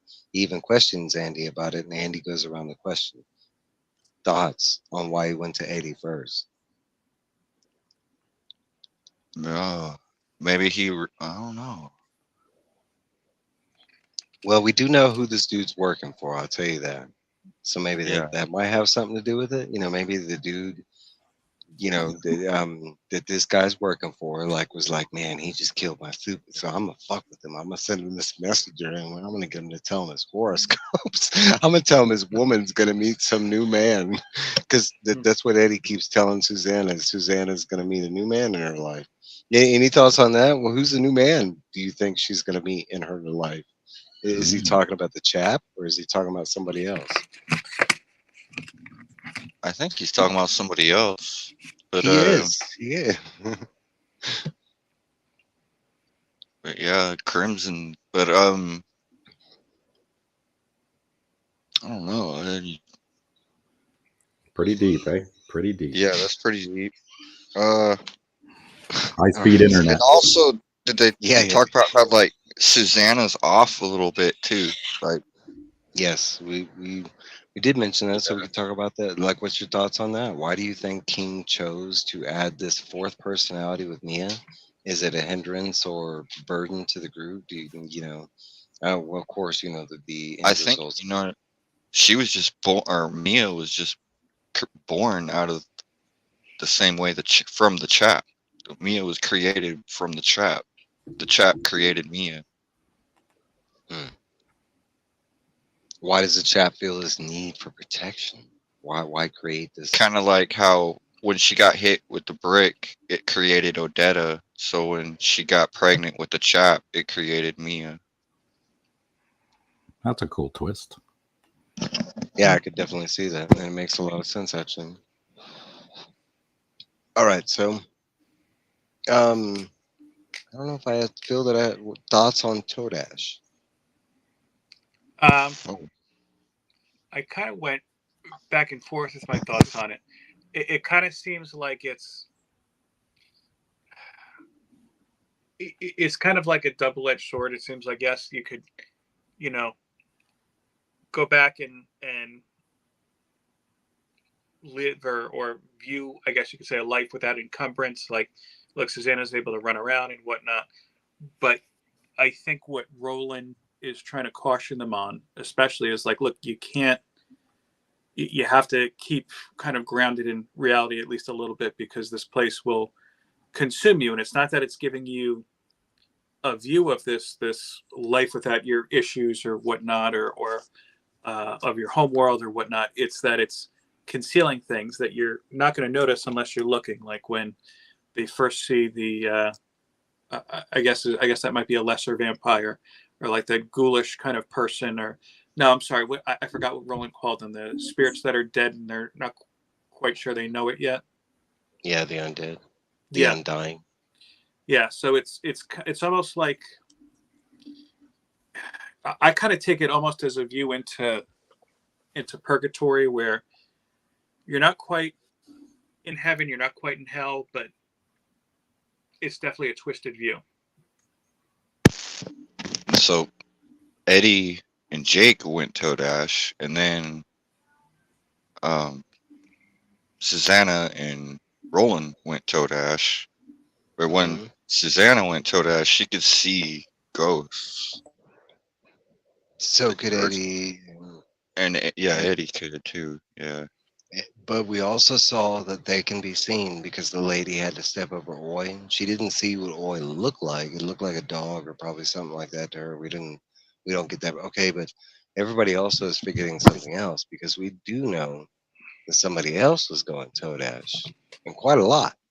And that's our dude Gran-Pere, because we do know that Gran-Pere was going Todash, and to the point where at first it wasn't knowledgeable, but after a while it was, and every time he went Todash, it was like he was physically just in another world, and he was, I mean, because he's messing with dollar bills, looking at news articles that are, I mean, that's how he was figuring out, because in one world he had presidents that he had never heard of, in another world he had the presidents It's that he like when knew. Eddie was there, they were like, they knew they were there. Like Balazar and all knew Eddie and them were there. Like they kind of They could feel interrupted the their, presence.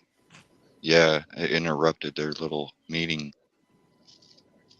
So I was kind of hoping somebody was gonna bring this up, but because we do have a version of Toadash that's kind of a, getting a lot more popular nowadays, and at this point is something that's like very like right around the corner kind of thing. And I was kind of hoping somebody would kind of relate that, but virtual reality maybe, because like we already have stories about how people could possibly die within the virtual reality world, and even though their physical body wouldn't without the mind the body can't exist. So Guy was kind of saw it as like, I mean, because Stephen King is already kind of like doing that whole technology is weary thing. So I kind of saw it as like the Manny or the low people's version of virtual reality, because they weren't, you're not physically in that world.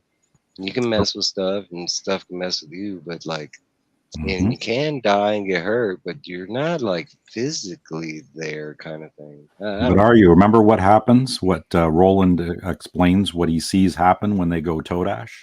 What happened Yeah, to their bodies, their physical bodies in Midworld? yeah, they were kind of like, well, how do They they? got outlined and there was like a placeholder, but they weren't there anymore. Yeah. Right. What's up, Biggie? Thanks for stopping by, Biggie. Something, So something I like mean, I right was out of the thought Matrix, right? I was Mhm. thinking Todash is more of a physical Kef, except for they can go places. It actually, that's exactly what it is, and it's explained due to the relation to the Manny, because Manny is specifically about water and Kev, and Mhm. the magic that they incorporated comes from Kev. So you have to. It's not specifically expressed, but the correlation is there, because we are told that specifically the Manny and the old people they use Todash a lot, kind of thing. Mhm. It's like Kef is like going into yourselves, and Todash is like going out Hmm. to something, to a I like place. that. Or, Interesting. That's cool. So let's move. So we're getting to part two, and we've already kind of talked a little bit about this, but part two, telling tales, and this one's broken into specific, and this is where we cut it out. So I'm going to relate the chapter names. But we got the Pavilion, Dry Twist, the Priest Tale, New York, Priest Tale Continued, Highway and Hiding, and Tales of the Grey Dig. And next chapter after that is where we stopped at the Gran-Pere's Tale. We head to town of Calibran, and this is after. This is after we had the palaver with the farmers out in the forest, is kind of where we are at this point in the story. This is where the quartet finally go to Caliban Sturgis. So we head to town of Caliban Sturgis, and we are met upon the beam, thanky sign, and have a palaver with the town, asking them the 3 questions of help, and actually just 2. He doesn't ask the third one right away. What's up, Robin? Thanks for stopping by. Hashtag rats. What's up, Scotty? Thanks for stopping by. Roland dances the Kamala, which is the rice song.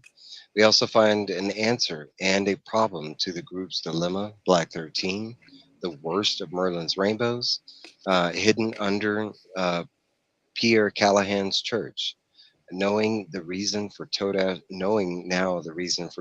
in the area.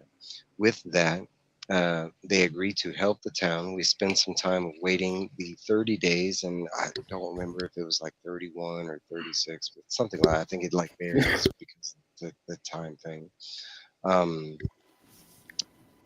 Before the wolves come, Roland quickly makes a plan, a fake plan, and a map.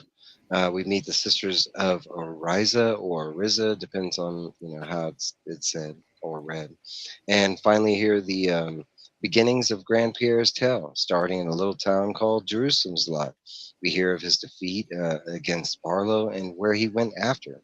Homeless, traveling Todash man, traveling, eventually landing in New York at the home, and explains how he became a vampire hunter. And that's kind of where I'm going to leave it off. My first question going into this is King had brought other elements from his other stories.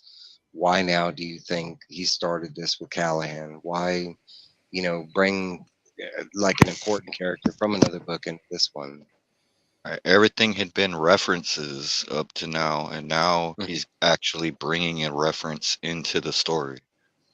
And this is back on, and you have to remember this is published in 2003. So he was coming up with this idea like, early 2000s. So this is way before anybody else had started these whole multiverse. I think a lot of fans really loved Callahan, and Stephen King knew that, so he wanted to give Callahan a better, he wanted to do more with his story. Actually, I think that's the physical answer. Like, I think that's the real answer on why it is. Like, I think, like Callahan was such a beloved character. I think King physically was like, I got to bring him back, but I can't do a sequel. So, and I think that's the real reason why. Um, in the story, any reason why you think a preacher of the Jesus man is so important? Let's go with Trev. Well, with bringing in of vampires, it's kind of obvious. Um, the Red King is But possibly a I'll add, vampire. oh yeah, theory. But I'll add that we do find out that the preachers and priests and stuff like that, they're not so strong against vampires, because it's not exactly like their movie counterparts. They have to have like extreme faith, and Faith, yeah. I don't know about you, but I mean, there's a lot of good preachers and good, but I mean, I don't know how strong their faith would be against something like that. We're talking about extreme faith. But I think we've seen from a lot of the main characters, maybe not so much Jake at this point, but a lot of the other characters we've seen, whenever they're in this world, they kind of have to have, they can't be all good. It's like each person has to have almost a balance. And if that balance gets out of whack, We do see that with Callahan, right? Because he's kind of the same. We do hear that even though he is still considered as a priest or a preacher, he has lived kind of a grayish life. Out of the new readers first meeting Callahan, because I know that neither one of you have read Salem's Lot, so y'all wouldn't have known that character. But when y'all were hearing this tale of him telling the vampires, did you ever think that Callahan was out of his mind and just killing people? No. no. Because it's not really expressed right away that he knows it is vampires. It's actually like 100 pages later that he finally kind of confesses that they are. But he kind of mentions like briefly that he kills a woman. He kills, and he doesn't call them vampires at first. I like Well, that. each one of them vanishes in front of him, though. That's Right? not expressed until the Lupe thing. That's not expressed until the one with the cleaver in his head and it waddles over and his clothes disappear, because that's what does happen to these vampires. I guess when they take it, because that's not even expressed how it happens. He got him right in the head, like kind of like at this angle, and like the guy was able to still move along and do some stuff, and then he just kind of like disappeared. I guess once they take enough damage or something, because it's not a hard thing. And it's even expressed by Callahan that he kind of thinks that there's no liquid in them. That even though they do suck blood, They they just don't. they just Yeah, get they don't. teleported back to the master, Yeah, something like that. Ooh, reabsorbed back into him.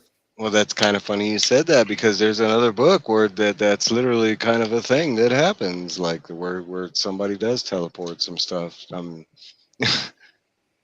I don't know if that's what happened here. Okay, I'm not. Phil, what you got for me? What you thinking about?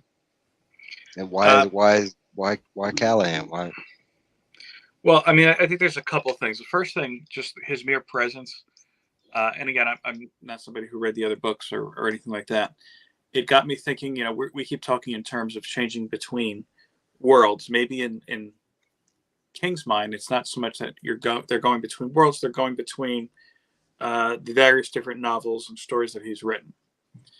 As far as Callahan's story, I kind of related it to Harvey Keitel's character in From Dusk Till Dawn, where you have a preacher that lost his way, and yes, Yeah. he still has these, somewhat of these holy powers, but he's kind of conflicted with the existence of God and whatnot.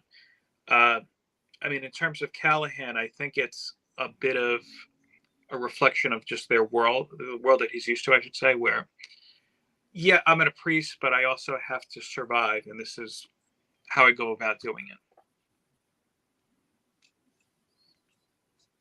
Aaron or Steve, you want to add anything? Because I'm going to add something. None of y'all. Trev, I was looking at you. I was kind of hoping maybe. They didn't touch on how Callahan got into this world yet. Anyway, they haven't. I'm just going to. No, and I do. And I love that scene. Oh my God! I know that is just such a so good. I can't wait till we hit that spot. We're getting there. That's the next part. I mean, I like there's a how reason. Stephen King used him as a character in this. It's kind of cool. We haven't got to that yet, have we? No, he No. hasn't. Pere didn't tell how he got. We haven't gotten to how he's in Midworld. He's going to tell them. Yeah, and we do get that. It's one of my. Oh, it's so good. But he so ties in so much, though. That's just it. Like, I mean, Stephen King, like, he put him such a pivotal character. He was actually needed after you see all the stuff that is important that's coming up. So I can't really talk about that yet because it's spoilers. No, you don't need to talk about that. Does he die in that movie? Salem's Lot? No. In the movie, he literally like during because so this is something that y'all need to know because y'all haven't read or maybe seen the movie or whatever. Wasn't Calla in the movie? In Dark Tower movie? No. What was that place that they went to? You know what I'm talking about? Where all the Manning were? Yeah, that's that little village. Yeah. Technically, you could say that was Caliber and Sturgis, but it wasn't. I thought that was Caliber and Sturgis. Okay. It was a bastardized version of it. Yeah, it was a bastardized version because technically, story-wise, that's where they were, but they never named it that. And technically, the look of it, no, hell no, it didn't look like Caliber and Sturgis. It looked like Caliber and Sturgis after the orcs came through. And I was gonna say, in my mind, I had a lot of Lord of the Ring vibes when I was reading it the first time. Like it seemed like Rohan. This one does. And we're going to go back to that in a second because that's kind of where this question is going with Callahan. Okay. So there's something you all need to know, not knowing the other thing, but like pretty much that explanation that you got for Callahan and his story with Barlow, that's straight from the story. That's how it happened. He does try to fight. Barlow, he goes up with his cross because he doesn't have the faith. They're in the movie, the cross literally like melts. And he basically does let Callahan because it's the way Callahan states it. It was more defeat, seeing his faith leave versus killing him because Barlow was such a badass because he's a type 3. Barlow was basically like Dracula. Yeah, he's like Dracula. Like he controls type 2s and 3s. He can make vampires. He can I think because they don't have that limitation with the sun and they can eat food, so he could go out. I think the only stigmata that a vampire has in the Stephen King world is they don't have a reflection. That's the only like kind of telltale sign, besides the power that Callahan has, because we do find out that after he is bitten, he does have this kind of power where he can actually see an aura around, the vampires, and that I will tell you because we kind of should have maybe read this. But this is a direct connection to another story that does tie into Stephen King, but that's Insomnia. And Insomnia, we do meet a character that specifically can see auras, just like this dude can see auras with the vampires. I remember the vampire didn't bite Callahan. He forced Callahan to take his blood, and that's Yeah, how he he was like, able to see. So he corrupted him that way. Because if he bit him, he would turn him to a vampire. But he didn't want to yeah, do that. that's what it was. He wanted to do That's what something it more was. horrific to him. So he made him drink his blood. So now he's corrupted. He can't go into churches. But it gave him the ability to see the other vampires, and they couldn't see him. Yeah, it was marked in the good and bad way. Yeah. So I was going to relate this, but there is something that's missing, right? We have this like mythical medieval tale, right? And we have our gunslinger that would be like Conan the Barbarian, and then we got, well, what's missing from like the Dungeon and Dragons group, right? Well, we're missing the cleric, we're missing the wizard. I mean, what kind of Lords of the Rings shit? You don't have no wizard. Well, guess what? That's exactly what Callahan is. He's a priest. He's a holy man. Um, Incidentally, we do know that when he got to Midworld, like that's the first thing he does is he creates a church and spreads more of the word of the man Jesus. Which, ironically, I like that it's not like explained that Callahan doesn't try and teach anybody that it's just Jesus. He still calls him the man Jesus. Like he just goes along. I don't know. All right, so let's move on. So let's see. Describe your thoughts on Black 13. Purpose. Why with a preacher hidden under a church? And why now at this point?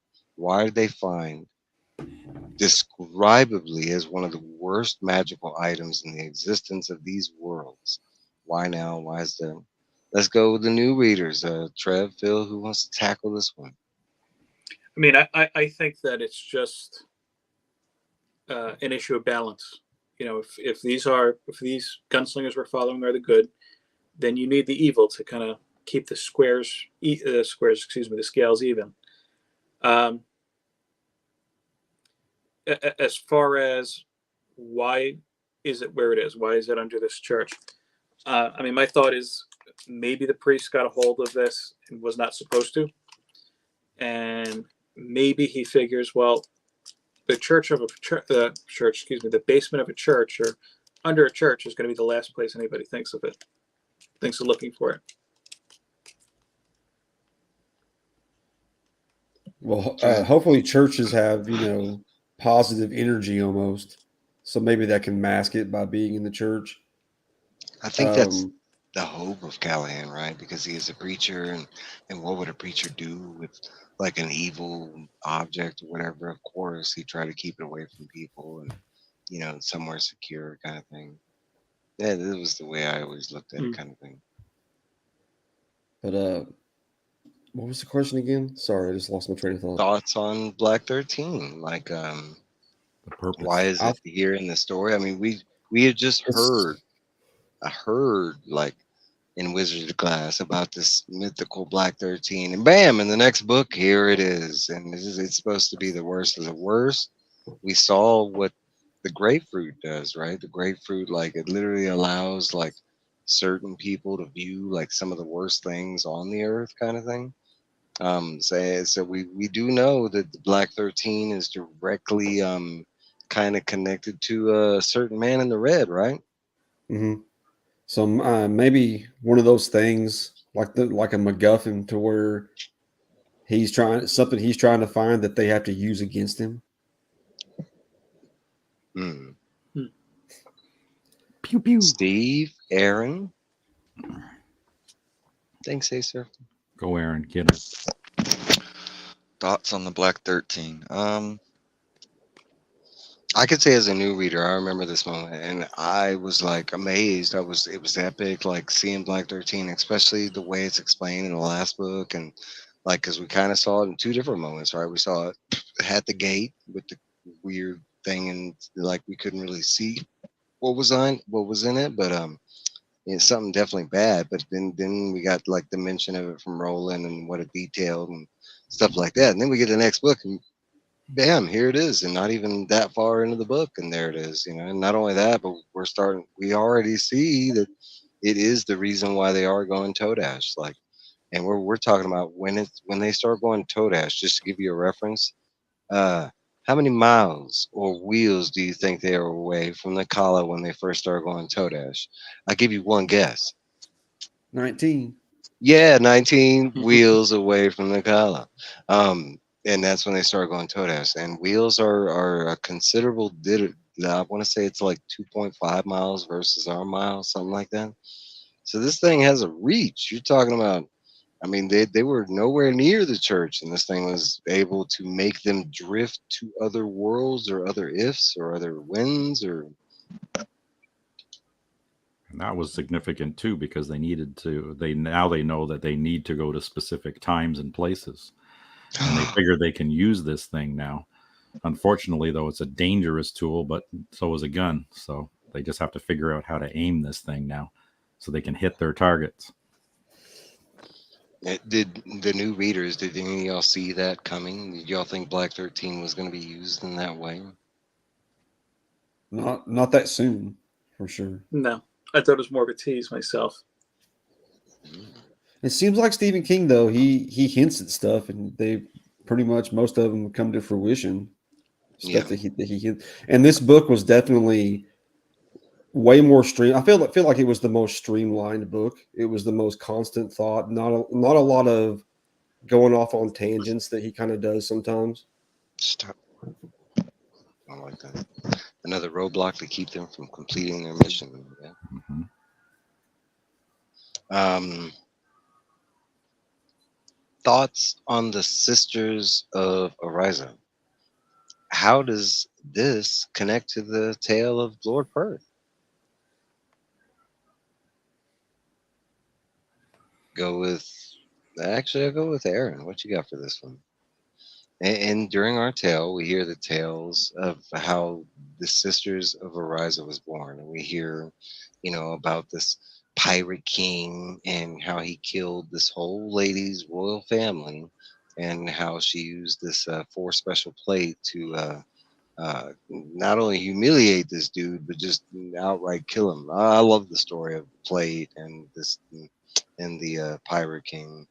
Like in all one of the parts we were talking about, Steve, that was vague in my memory. I remember this tale, the detail. I don't remember them being naked. I'll tell you that. I don't remember them being naked. And that's like extra added flair right there. Is Yes, it was. the way he died. So, Aaron, thoughts on the Sisters of Ariza or Ariza? It depends on how, how does this connect to the tale of Lord Perth? I don't know. I don't. And referenced Lord Perth is like it's like a miscued version of David and Goliath, basically. Yeah. Sisters. I don't really know. I don't know. Steve. So they're kind of like the wives. They're the quiet ones. Nobody really thinks that they could be dangerous. Just like with David and Goliath, you're thinking, okay, David, how the hell's he going to take down this giant? He's a nobody. He's a nothing. Yeah. So these sisters are like a secret organization, and they're quite powerful in their own right, but they're unknown, right? They're these timid little farm housewives that bow to their husband's whims, and it's been shown that in this Calla. I do like that it does show us that the husbands are excited, that they don't blast it out there, but they do like that their wives are skilled with these plates. They do take some special admiration. They don't show it, but that there is some secret smiles, like, oh yeah, my wife's badass. Yeah, you want to see? Show them, honey. Show them. Put your head on that block over there. Yeah. And she secretly enjoyed it too, right? Yeah. Trev, what you got? I kind of viewed them immediately almost like the elves in the Lord of the Rings. Just There we go. kind of like Yeah. stoic, and then instead of bow and arrows with the With the plates. whole different weapon set. Yeah, you know. Now I dig. those plates were from the factory, a titanium factory. Does that connect to Lord Perth as well? Maybe one of those factories. I cannot confirm or deny. I don't know if it ever is. I'd have to actually look that up, but it is a big connection. I'll say that because they both feature titanium. I'll say that. And it is brought up to the point where like titanium is kind of emphasized, you know, with when it comes to the plates kind of thing. It's a good connection. What you got, Phil? Not much, to be honest with you. I really couldn't put two and two together here. I would like to mention us being comic book fans, and this hasn't been brought up, and but even like further back, but let's go back to like some of the oldest stories in history. Right? We got like Beowulf, and it's even mentioned, right? Like Gilgamesh, and then we got this other one, right? The Odyssey, and Homer, and we know of this like tribe of women that like, you know, that they're like secret, but they're super badass, and they're hidden from the world. Amazons.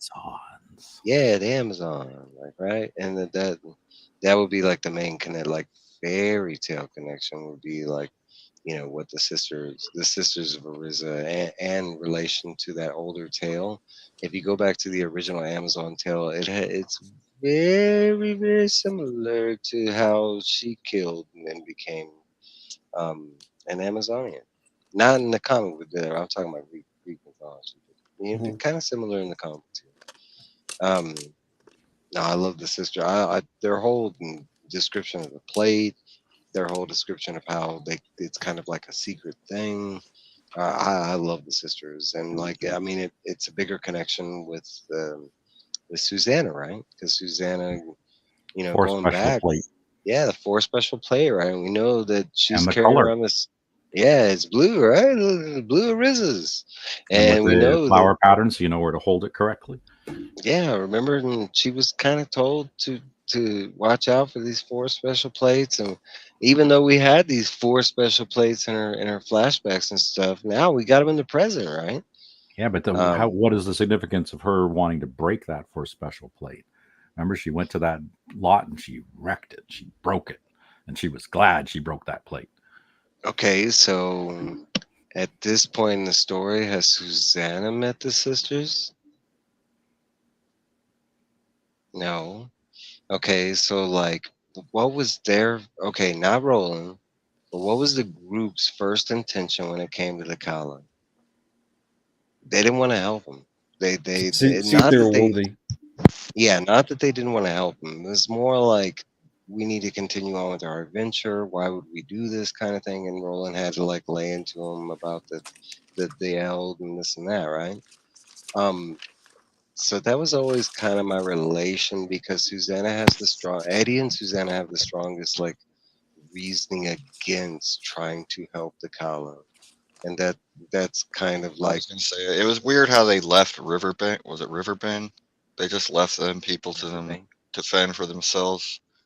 Hmm. The place that was like Rivendell, and then this place they're like, okay, we got to help these guys. But I was like, why would they help these guys but leave the other guys? And it's like it's kind of weird. But then Well, it's also they're in enemy territory. their They are. goal was Thunderclap. They wanted to get to Thunderclap. We It's don't kind of know yet. an obstacle they had. They're damned if they do. They're damned if they don't. They might as well dig their feet in and help this town get rid of this threat instead of taking the threat head on whenever they get into Thunderclap. I think that's how Roland views it, and we've already seen how he kind of deems threats that are in his path. Like he just deals with them as they come, kind of versus like thinking about them previous in the future. So coming to a problem, you know, it's kind of like prevalent that Roland would just be like, yeah, let's fix this and move on, versus like sitting there thinking about it, talking. You know, nah, he's just, you know, and he kind of says that more than once. You know, gunslingers deal in lead. You know, I mean, They're more the tool versus the and many so we see. I mean, by this point, we know the gunslingers are diplomats. They're they're many things. Not just death, which seems to follow. No. See, They're I Jedi. attribute it to a little bit of two things. Kind of like you were saying earlier, I think that as gunslingers, they have this kind of underlining feeling that, hey, we have to help people. That's our job. And I think the other part of it is, as I was saying earlier, I think something is up with the people of this town that's not exactly kosher. Whether they are purposely, kind of feeding into, hey, you guys are gunslingers, you have to help us. Whether it's something subliminal or maybe, if there are vampires around, maybe it's a little bit of hypnotism or something. Roland can do that. I'm sure others can do that. But I'm really interested in seeing in the second half of this book exactly what's going on with these people.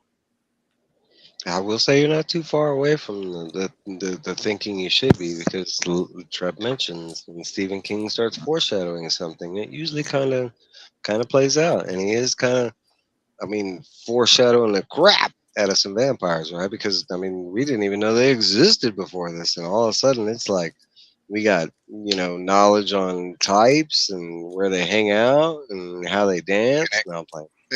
It kind of seemed like when the wolves kidnapped the 20 and brought the 20 back, it was like they were drained and they weren't like they were when they left. Like their souls had been sucked out and they'd been transformed into basically a mutie. And I was like, I remember the first time I was reading this, I was thinking, dang, these are some weird vampires that can do this to people. And like, what are these vampires doing? Like, I thought the vampires, were doing this, but that was my thoughts when I first read it. I never even went that way with my thinking. I went like, and I went in a way I can't even describe, because it's spoiler, but not. I didn't know exactly what was going down, but I want to say like, I didn't think like organic stuff was involved. Let's say that kind of thing. I was thinking more like Matrix style stuff, and like the way they came out was more like the rejection of that process kind of thing. And like rereading it this time, it kind of reads that way to me again this time. Like I didn't imply, like for some reason I don't know if I connected the vampire part to them. Like I never thought we were gonna see like vampires like feeding on these kids. I don't know. I don't know.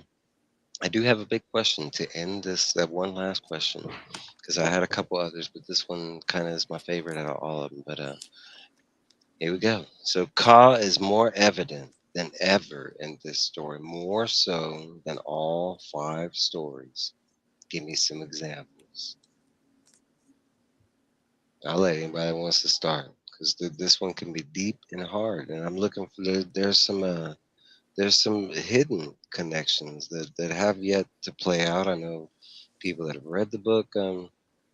No, I'm talking about what we read in this. Roland catching Mia. Roland being there, or just knowing that she was not going toe dash with Jake, but actually staying. How about where they go toe dash? Like how coincidental is it that they go, exactly where they need to be in both sets? I don't think toe dash is random though. See, there's a higher power that's really driving this story big time. Yeah. Like they're really being directed more so than they ever have in other books. They're being pushed in directions, basically told what to do. They're figuring it out for themselves, but they're really being led along to those epiphanies by that toe dash, right? As soon as they all saw the rose, what happened? They all had that same thought, right? Protect it at all costs. We need to do whatever we can to protect that rose. Rollins was a little more, and he was ready to die for this sucker. But that was even more so, if not as like the tower, basically the rose. It's like Oh yeah. like almost Well, like a positive tower. Well, this Yeah. is also, and this wasn't mentioned. This is also our group as a whole. Seeing, I mean, this is Roland seeing the rose, for the first time. He's heard about it. He knows of roses, but he's never physically seen it, especially this rose. And we That's do the know of closest. this Yeah, you're rose. right. That's the closest he's ever been to the tower in his long search. Like this has been the first real touch of it. And it's Even kind though of it was Toadash. confirmed. Yeah, it's confirmed he's on the right path. Cause good that Phil? way, isn't it? I mean, Oh, I'm yeah. trying to think of more examples of cot work. I think maybe when Eddie hears his older brother talking to him and just kind of saying, hey, look, even though I was critical of you, I always thought that you would be the best. And that's why, just as I'm starting to look at it almost as maybe, even though we're saying it sounds like the rose is a positive force, maybe it's a negative in a way where it's also kind of inserting suggestion through Toadash with, like I don't think that was obvious. I don't think that was Eddie's brother. Well, I think that was something else posing as Eddie's brother.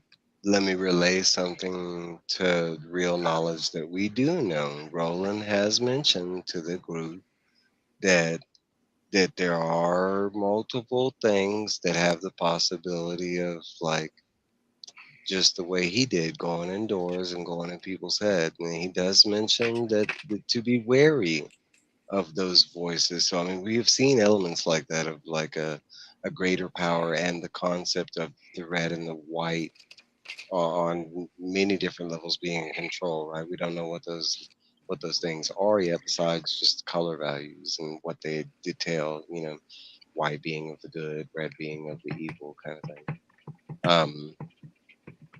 Steve, what you got? What I said earlier. That's it. That's all you got. Well, All no, right. I got more. But I gotta watch the spoilers. Yeah, I'm looking for non-spoiler. Aaron. I'm gonna say like some other examples of Ka could be this, keeping them there in Calla. Like Calla, maybe it was something that they needed to do to grow, to be able to go further in the quest.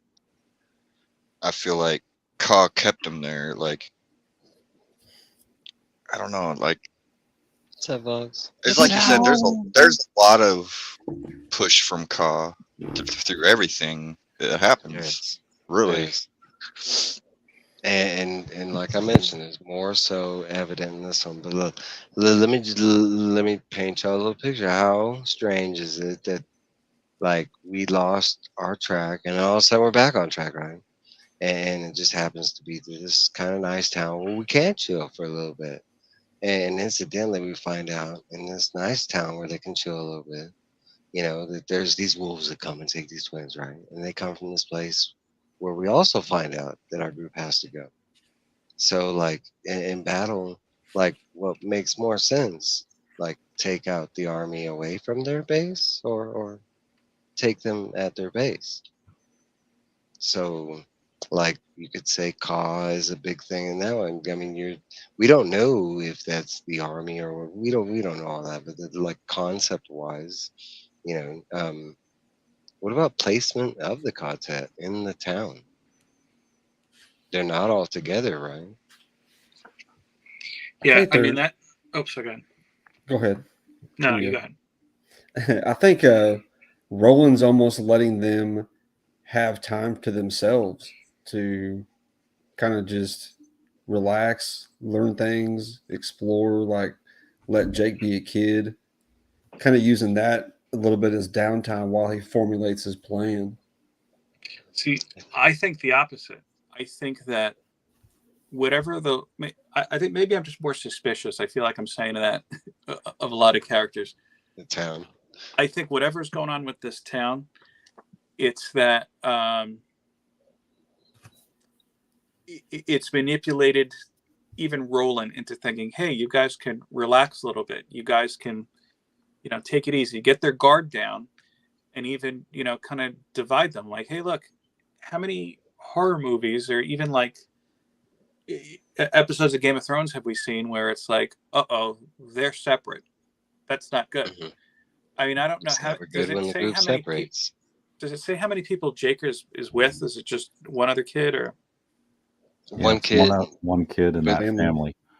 Yeah, and technically, I think it's 8 people because it's like a mom, a dad, but then he has workers that live at the ranch with him, and it's like, as far as I counted, I think it's 8. It's like 2 maids, and then it's like 2 ranchers, and I'd have to, but he's not alone though.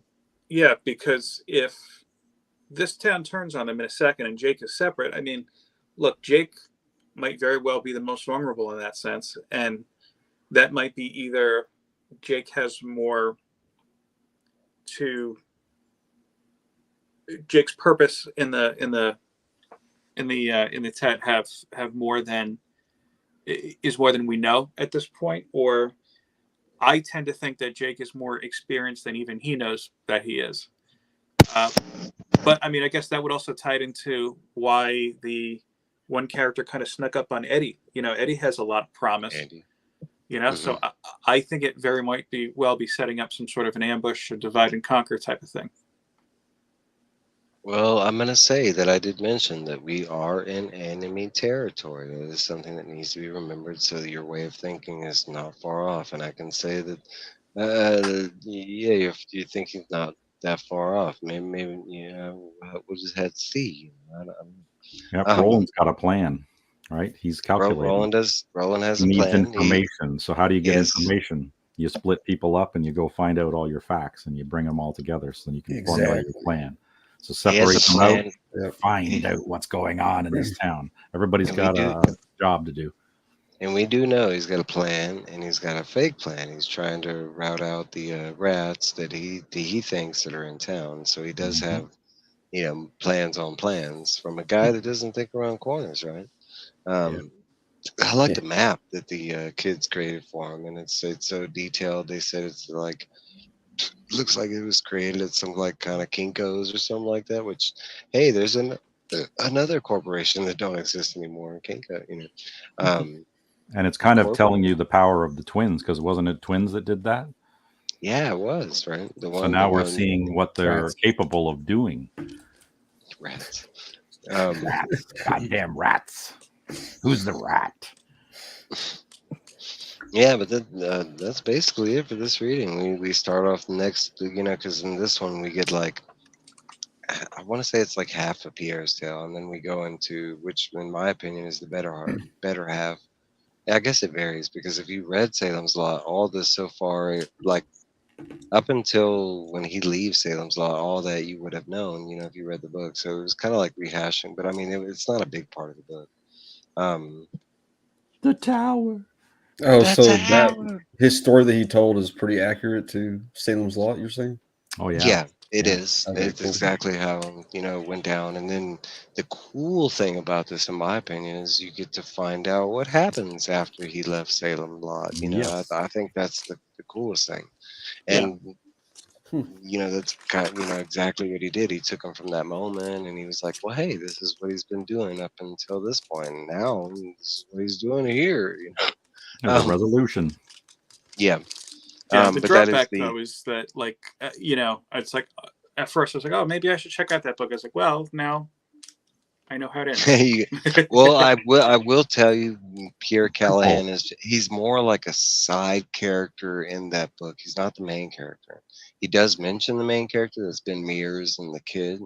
That's really what Salem's Lot. It's really about Salem, like Ben Mears and this kid going after Barlow, and they kind of just grab a priest along the way. I mean, it kind of makes sense, right? You're going against vampires. Why not grab?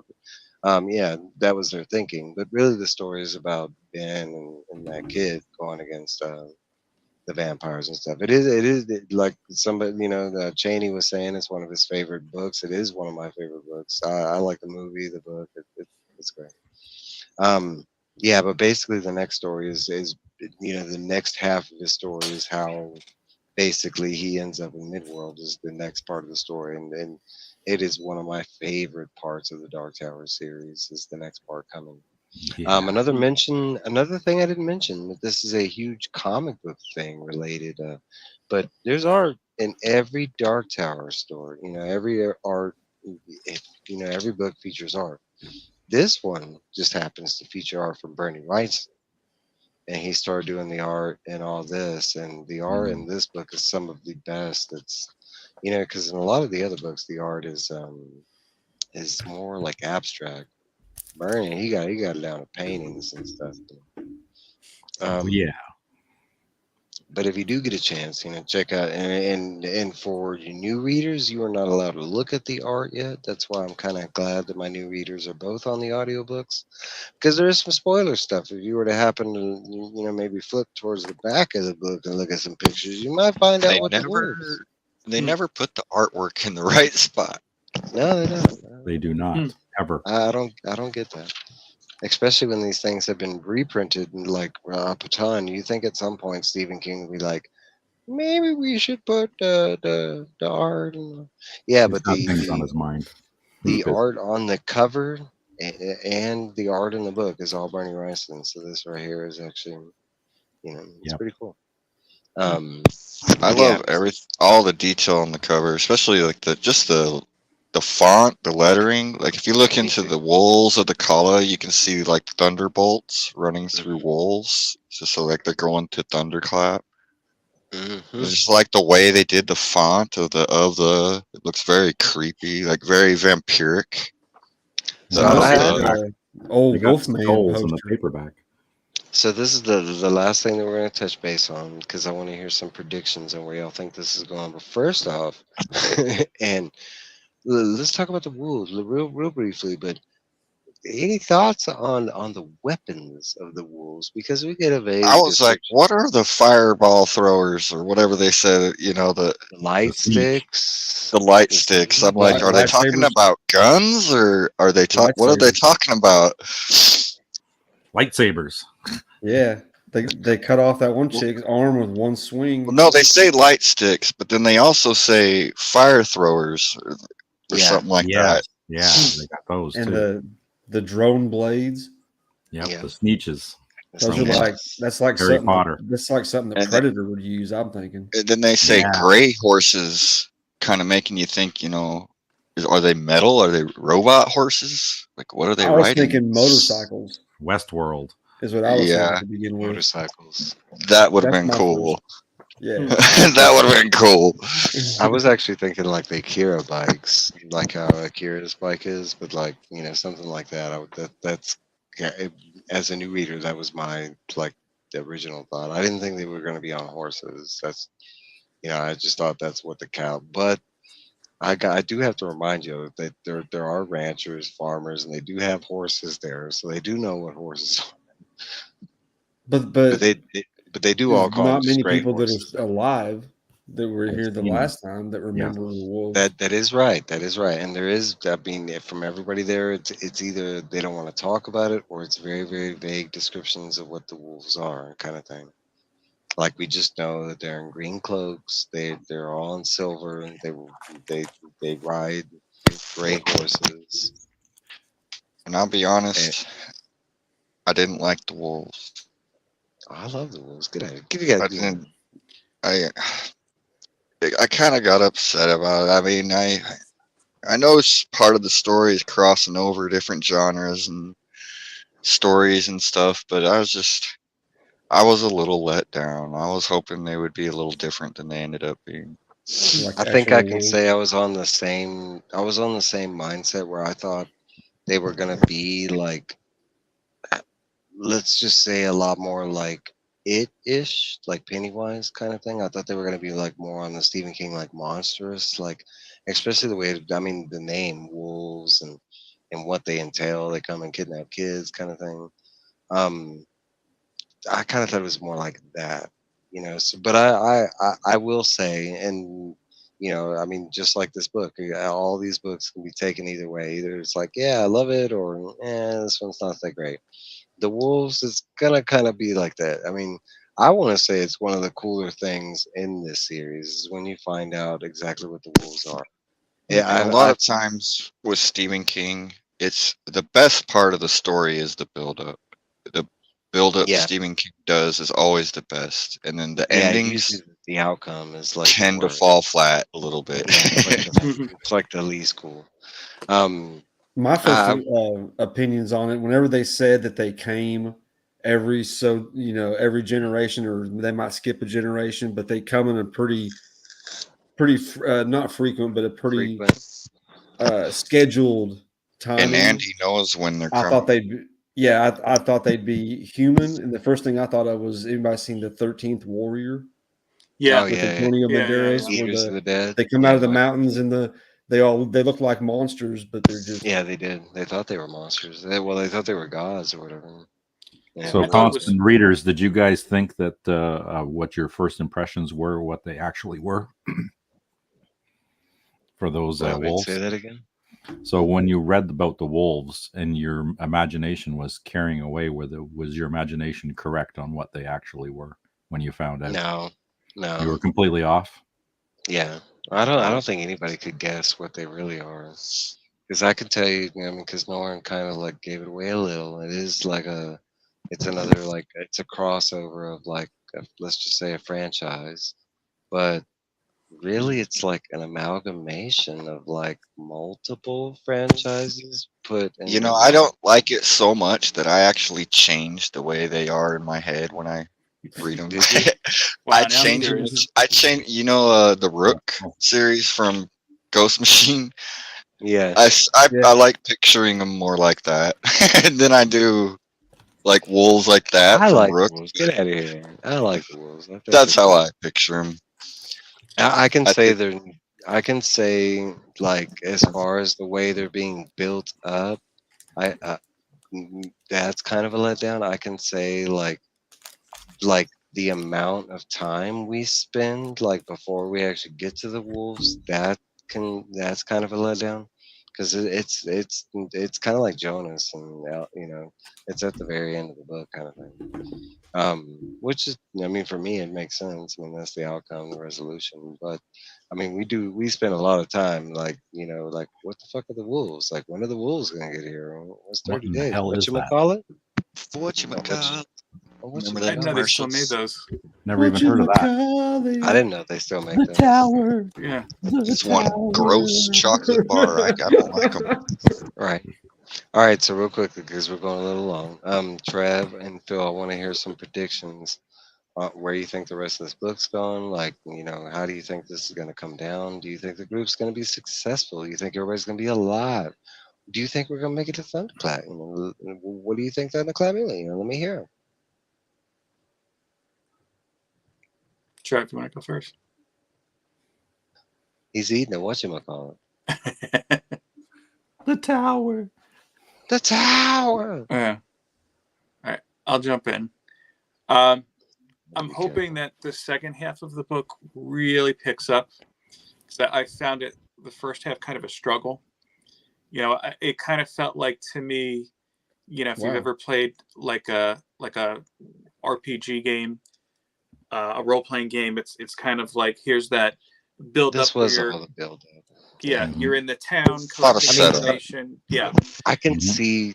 I mean, I totally. That's what this was. This was all build up. There is no action in this part. I mean, but like Yeah, rereading there is a it little again, action.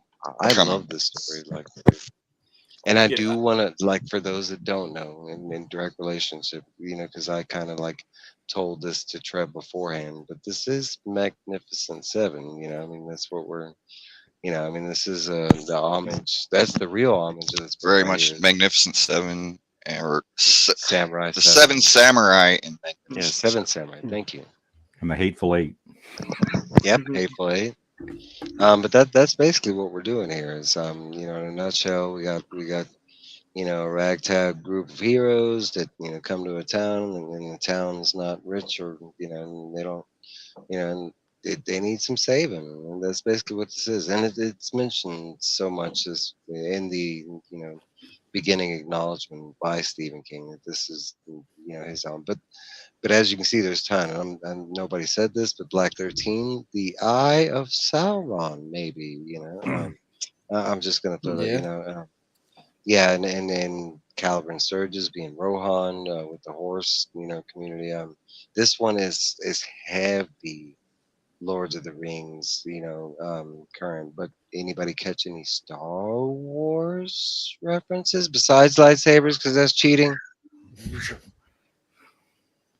Anybody? Because there was Star 20s. Wars.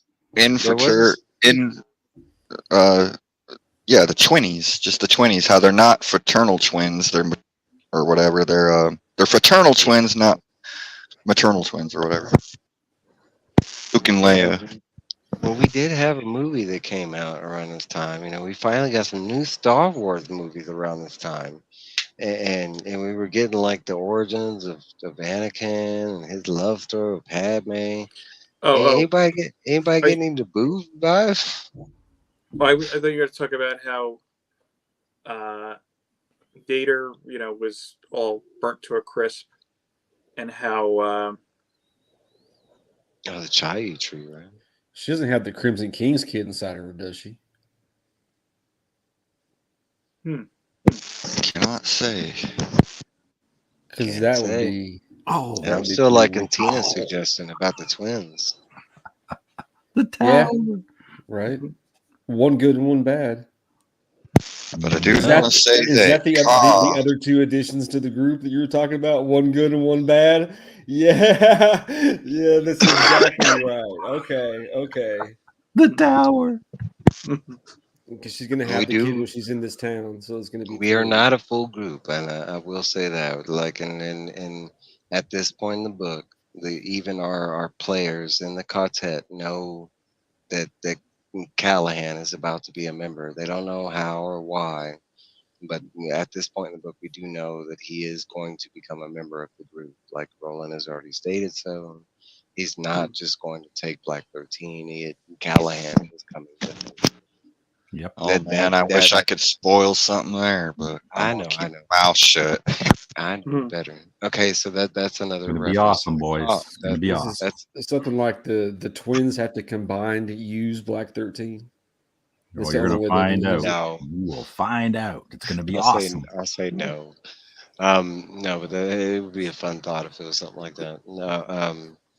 No, but I will say that's the heaviest reference of Caw. That just happens to be that they need this member of their group that happens to be wholly white, and they come to this town that happens to have that's like the biggest calf and Caw right there, and they just happen to find the one magical item they need, and the one like major thing that they're missing from the group is something holy and white.